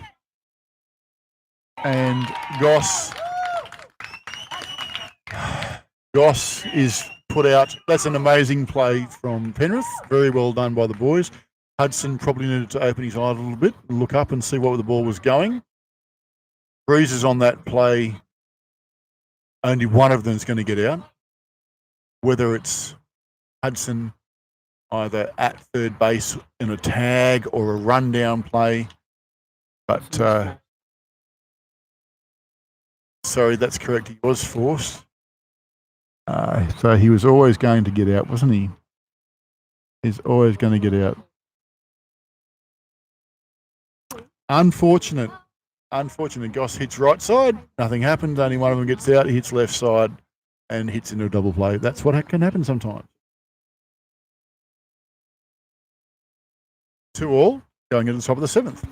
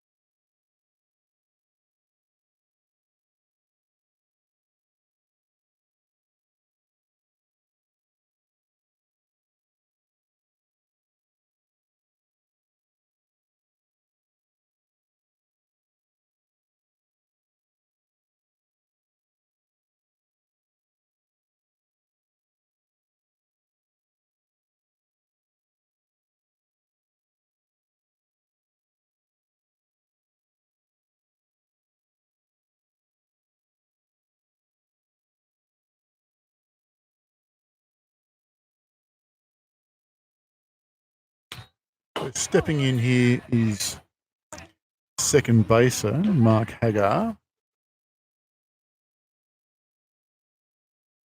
Goss on 103 pitches. You've got about 120, something, 125, 120, 125. We're not sure. I think it's 125 is the hard number, pretty sure. Or someone will tell me fairly shortly. I'm also sure that the coaches know what the magic number is. Got through 7 innings at around about the 100. That's not bad going. So there's 2 fouls. So it's 2 strikes on Hagar.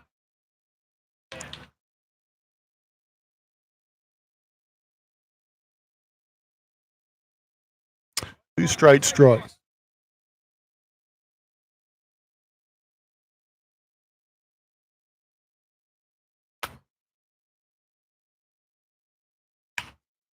That has gone flying foul. Has hit the back net. Thought it might have been where it. Dan tells me you would have got that. Yeah, don't know. There's too many fields in New South Wales that have a bigger foul area behind the plate than Central Coast. Than baseball, International Baseball Park, Springfield International Baseball Park. Sorry. 135. Jeevens tells me it's 135. Yeah. There's a strike 3. I'm pretty sure it's 125.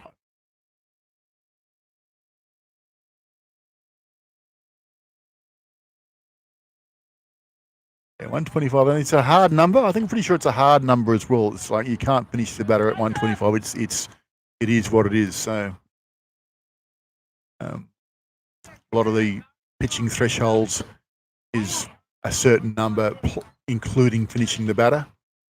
I think the max of 125 is that's it. You can't finish the batter. If there's a batter in the box with 2 strikes on him, that's it. Walk away, start someone else.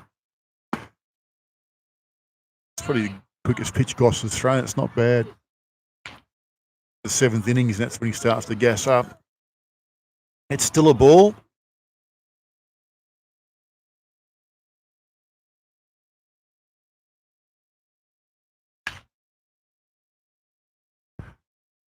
And we're running out of balls again.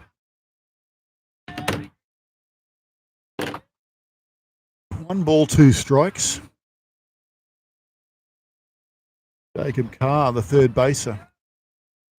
The box. Let's that one go on the inside.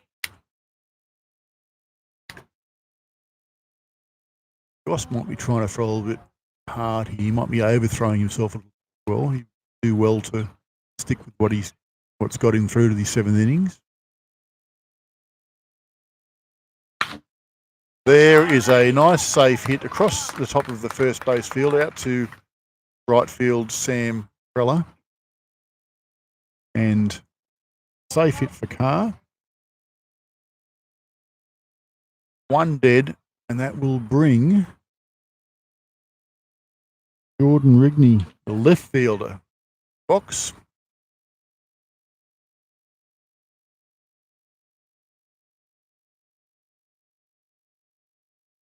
So Penrith trying to start something here. 1 dead, 1 on.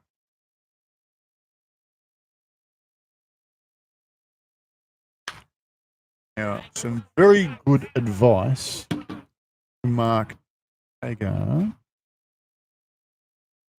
be to not get too far away from first base. Gossie has a very, very good pick-off move. Left-handers are almost cheating in their pitching. Don't want to get too far away. Gossie's got a couple. He's got a soft check-in move. That's the soft check-in move. The Penrith dugout complaining about it. I think that's a fairly straightforward pick-off move. I don't think there's anything too be concerned about there. Goss knows it. This is a bit smarter than that to give up a walk.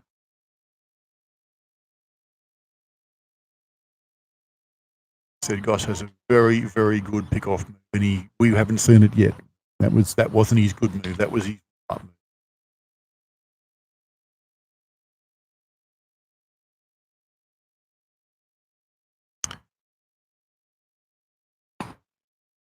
Needs to keep the batter in play though.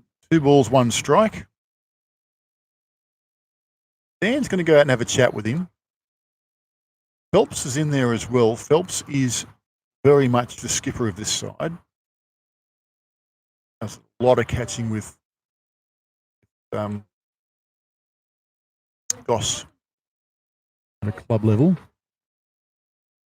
It's generally has been doing most of the catching in this second grade side this year as well. Very much working to the plan.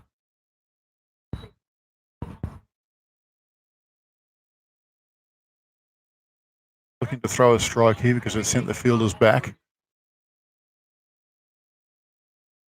At their chances.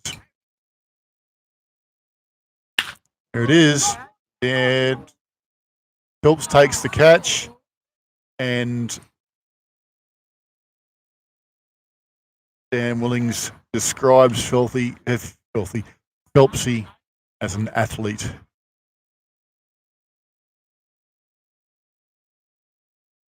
That's that looked like a fairly straightforward sort of a plan coming to fruition there. So that will bring young Trent Whitbread to the box.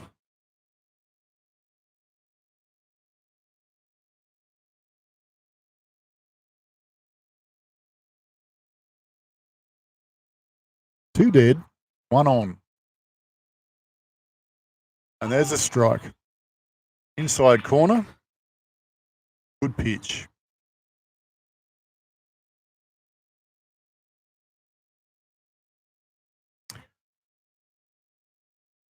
Bunt won't help him here with 2 dead. He's going to go. It's going to be a straight steal. Those were not interested in that one. 1 and 1. Was a good spot. Unfortunate, but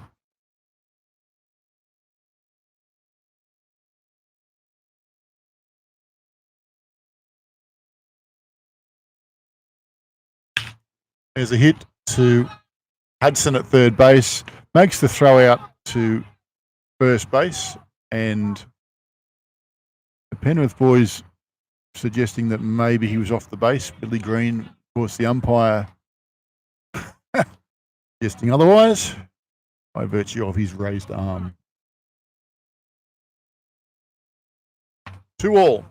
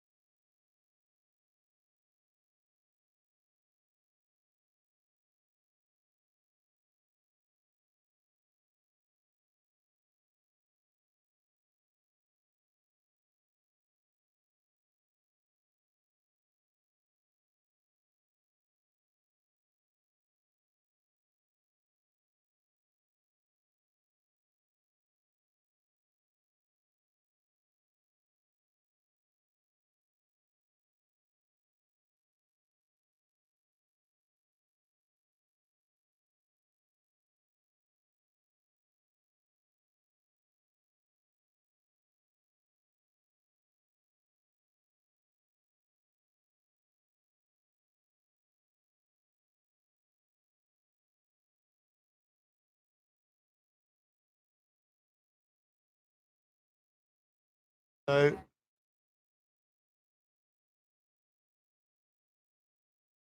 got a change in the lineup. We've got Jay Andrew coming in for Mitch Wallace. Jay is definitely one of the senior guys in this team. He can hit, and he plays shortstop. He's been injured.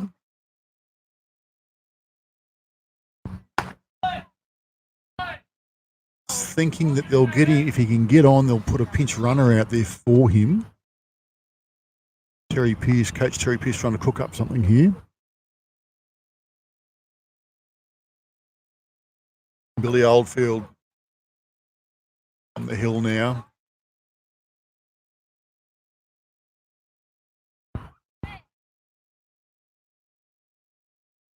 Hit him, and that is going to be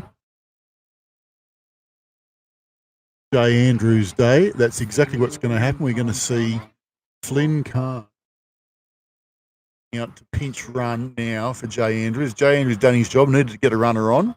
This kid can run, so this will be good. Very well done, Jay Andrews.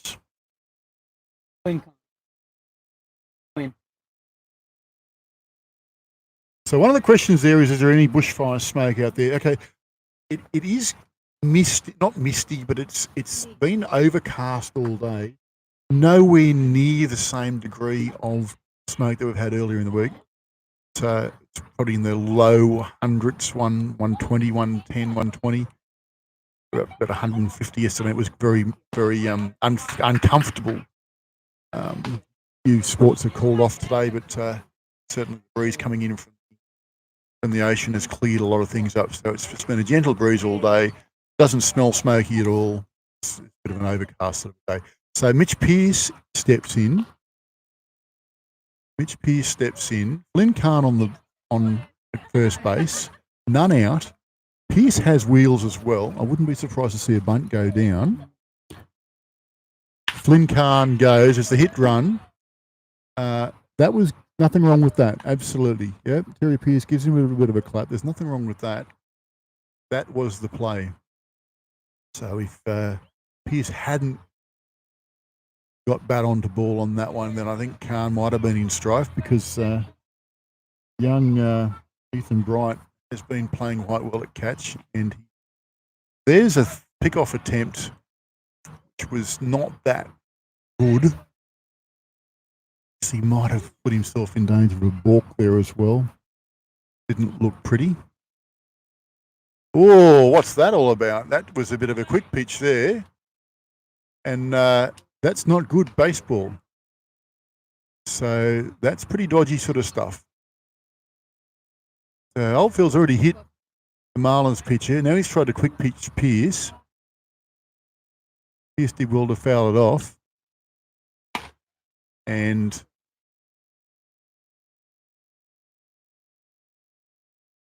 could be a bit of gamesmanship here from Billy Oldfield.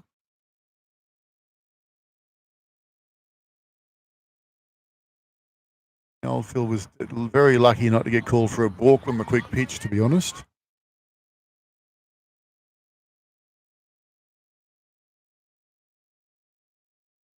Here's the bat on that. I think that picked up a bit of catcher and umpire at the same time on the way through.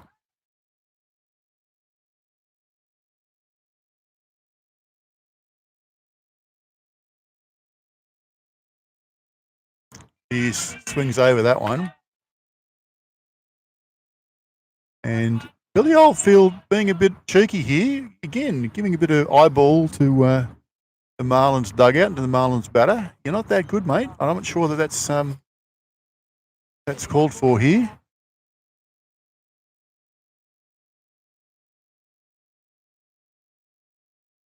Brings Jack Stevenson to the box.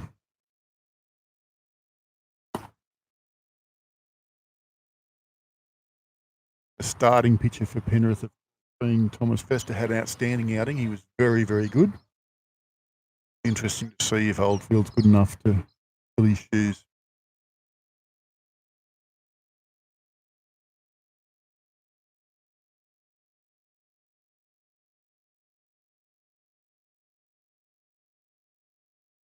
Good job there from Ethan Bryant, the catcher.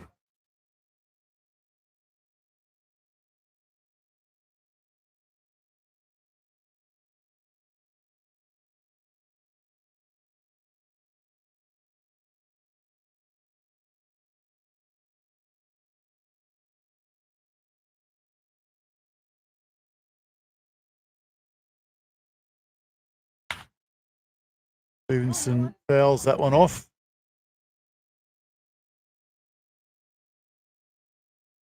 Bryant makes the effort, but it was never going to get there. Had a good day behind the dish too. He's picked up a bit of messy pitching, and he's done well. 1 ball, 2 strikes, 1 out, 1 on, 7 all.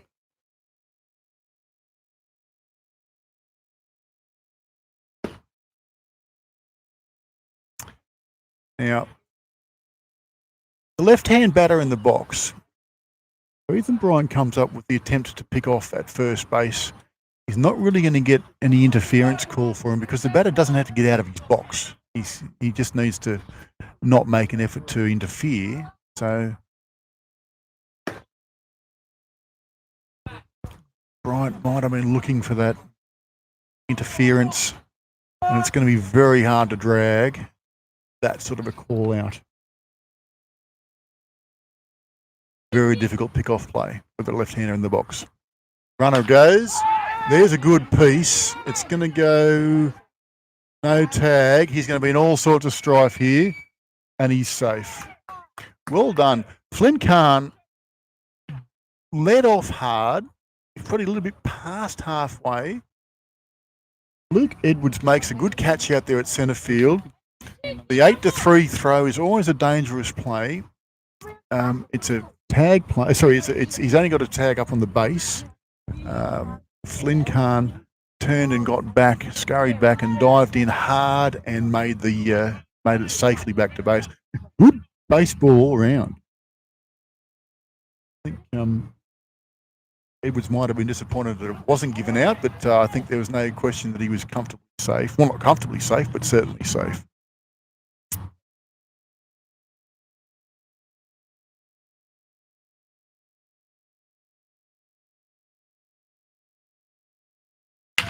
Now there is a play hard from Phelps. He said it hard to first base. It's gone through. Who's over there at first? Matt Oldfield over at first base.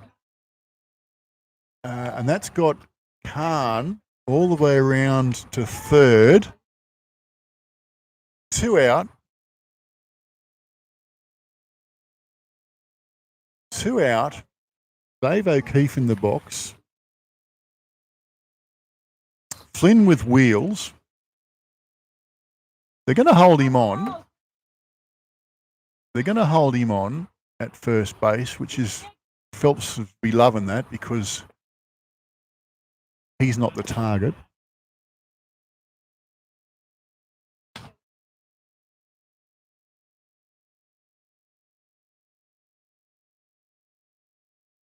don't think it matters whether it was a visit or not because we know we're near the visit counts that have an effect on the game. O'Keefe hits that one hard. It's going to sit down. Khan scores, and that is the ball game. That is a great piece of situational hitting. And Dave O'Keefe comes up with a great piece out to left field. And that's a great game of baseball, guys. That was from both sides. Jay Andrews wearing one to bit of cheek there from the Penrith boys. I'm not sure what's going on there because that was well fought by both teams. And I don't think there's any need for any niggle there. I think that was good baseball from both sides and certainly no need to spoil it with any smart mouthing. Well done, guys. We'll be back shortly with the first grade encounter. And game over. Marlins win 3 points to 2. 3 runs to 2.